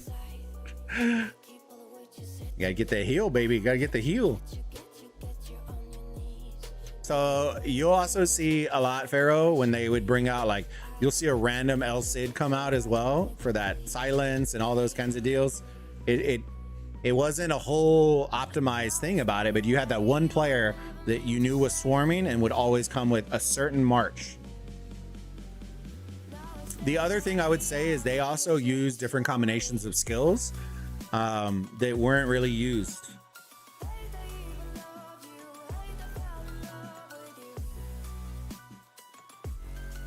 The arc, bro. Yeah, no, I was reading, y'all. I apologize. Why would the Chinese teams use Matilda and Frederick to swarm in the finals? Buffs. After GT captured the obelisk and took out his garrison, like Muppet he is. Lord. I think LN is collapsing. They're still close. I'll be honest with you. The Anubises are going to be a big deal, though. I will tell you that. The Anubises are going to be a big deal. I think if LN can get double Anubis, I think this becomes very interesting. They're going to earn 25 points literally for the remainder of the game. 25% additional for the remainder of the game. And right now they're pushing Beer all the way back in the sticks. Pushing them all the way in the sticks. I think this double Anubis capture is going to be an interesting play for LN. I'm alluding to the Chinese teams. Oh, you're good, Car. Gotcha. Those on the international servers, us, couldn't keep up with the Chinese from season 2. Oh, I got you. Points per minute, please. Yeah. Points per minute, 450, 500. And that's because the ultras haven't ticked over right now. They haven't ticked over. So this one hasn't ticked over. I think this one's going to flip. This one is probably going to flip at some point, and these two are capped. We have Anubises coming in, 30 seconds on this one. And top, we have 2 minutes on this one. So this one's a little bit of an L on that. 2 minutes. Let me see. All right, we'll keep an eye on that. I don't think this late in the game, it doesn't really matter, to be honest with you. This late in the game, it doesn't really matter. All right, let's see. I think Beer's going to win this one. I'm not going to lie to you. I think they're gonna split 1-1. I think they just wanted more bodies to take their structures back, especially when they had the points advantage. Oh, the silence, yes. Yes, so they would do, so the other thing to note too is what people used to run against GT and GT would run too. This is an old meta, so I wouldn't suggest it, but they would run their Ethels in mid too. Their Ethels, Trajans for specific buffs, debuffs, all those kinds of deals. You wouldn't have every player running middle with them, but you would have enough of them where you could cover it up. The other thing that used to occur, it's a little less prevalent now because a lot of people use the accessory now, was the drums. So back in the day, the Korean teams would run all marches with drums, everything. And that was literally the only time they would remove a ring, a horn, whatever they would remove, but a drum was required on every single march in the field. And so when they were doing mid fights, they were just pummeling people because of the drum usage. And little things like that, accessory usage and stuff like that, it's a little less frequent now because a lot of people use the drum in KVK now. But back then, that was a little hindsight. They would do a lot of that. Arc final, every microsecond matters. Yep. JST in particular. Yeah, JST used to use drum nonstop. That's why they used to smash. They used to smash in mid. The number one Achilles heel for JST was provisioning. They would every single season they lose to a provisioning team. A team that can either do well on occupation and provisioning, they lose. Because JST is always usually very strong in mid. They went all in on drums, yeah. 1v2, yeah. Who has no mark left that could swing this? I don't think anybody, let me check skills real quick. I don't think anybody, I think they've used energetic to the Desert Storm. Nobody's used it. They haven't used it in a hot second, so they'll probably have the skill bar to use it here in a minute. So LN did get in, so they flipped it. I think they got the bottom one. They are going with the double Anubises. My guess is they're going to pop this Anubis, then they're going to pop no mark as soon as I can again. Desert Storm for beer. Where are they popping that? In mid? Oh, for the mid fight. Ah, haha. So they went double Anubis. Okay, so Desert Storm coming out for LN. We got our final mid fight, boys and girls. Last 5 minutes of the match. Double Anubis for the side of LN. They are holding currently 3 out of the 4 altars. 2 are the only ones ticking in it though right now. Here's the issue that I have.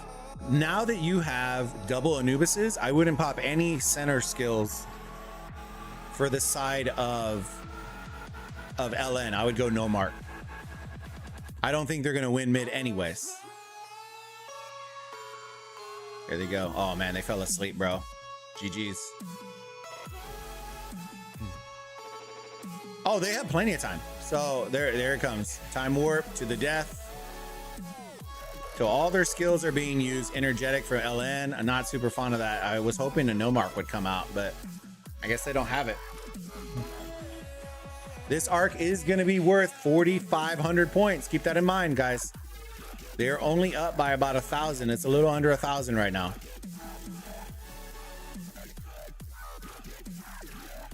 Remember what I'm telling you, broski. The new legendary lava skin has 10% gathering. And since you mentioned the Chinese teams love provisioning, they're going to come up with a crazy plan. So the strat that I'm telling y'all is going to happen at some point is you're going to see teams that are going to forget, like completely abandon mid. They're going to go occupation, double Anubis, and stocking up. And that's going to be their strat. That's going to be the strat to win. If you are strong like a 93T in mid, like in occupation, but weaker against teams that run arc like beer, you will go with the double Anubis strat, occupation, and stocking up. Because stocking up, you're gonna start seeing teams that are gonna rack up 7,000 to 8,000 provisions that will make up multiple arcs by itself. You are gonna see that, I promise you. You might not see it right now, but I bet you in top 16, top 8, you're gonna start seeing it. Maybe LN isn't out of the game yet. Blue are in the lead now. Neither team have time to cap the arc. No, you have. So it takes a minute 45 with a fast march to run. So they have plenty of time. What they need to do is they need to kill this arc runner at least once. At least once, if not twice. I think he's going to get killed before he gets there, though. That's the problem. They need to kill this arc runner at least once. It's going to take 10 seconds. So if they can kill the arc runner... Oh, it's actually kind of close to the outpost. Let me see. Oh, he's coming to it. He's trying to snipe it. Oh, he's coming in. He can't tile hop, so that's okay. Come in, come in, come in, come in, come in. Arc has... oh, Arc is still being run. Oh, he's almost dead. Come on. Nuke him, brother. He's not losing anything. Oh, no. Oh, no. Bro, by the skin of his teeth. Yo.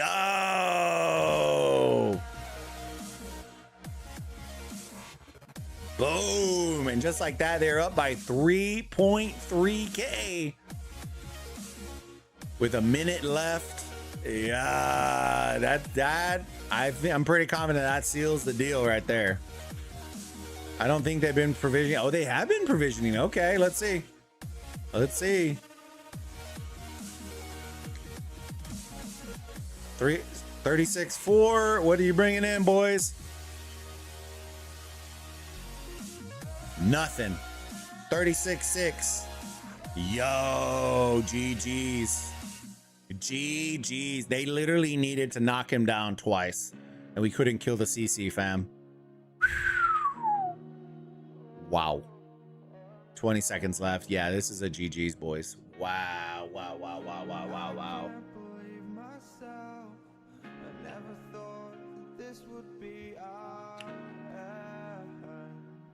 I told y'all it was gonna be a great match.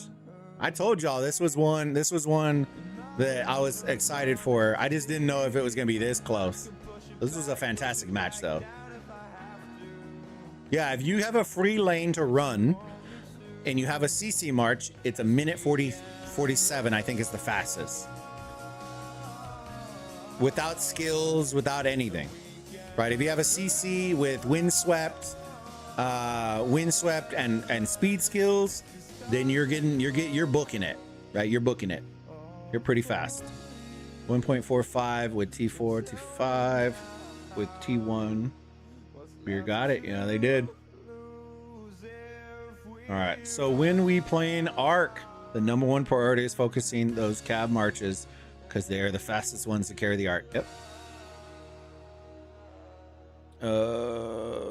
Beer are no joke. No, I like beer. I like beer.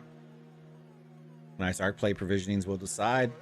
Strategy over brutal force. Easier beer pick. Easier beer pick of my life. Bad karma. I didn't go with beer because it was a 50-50 split, which is why I didn't do it. 4 arcs capture is kind of insane. Wonder how much different the outpost made. I don't think it made that big of a difference, to be honest with you. The difference comes with the percentages, because what you can see right now is there was 4 Anubises to 2. So if anything, this helped LN a tremendous amount because of that. But 15K, let me see. Let me do the math real quick. Calculator. So it was 3K plus 3,500 plus 4K plus 4,500, 15K. So they got 0 benefit from any of their arcs on beer when they had the Anubises. So that is just straight up score. There's no additional bump. I guarantee you there is a lot of bump from all the Anubises they captured on occupation and provisioning. So that's the major difference.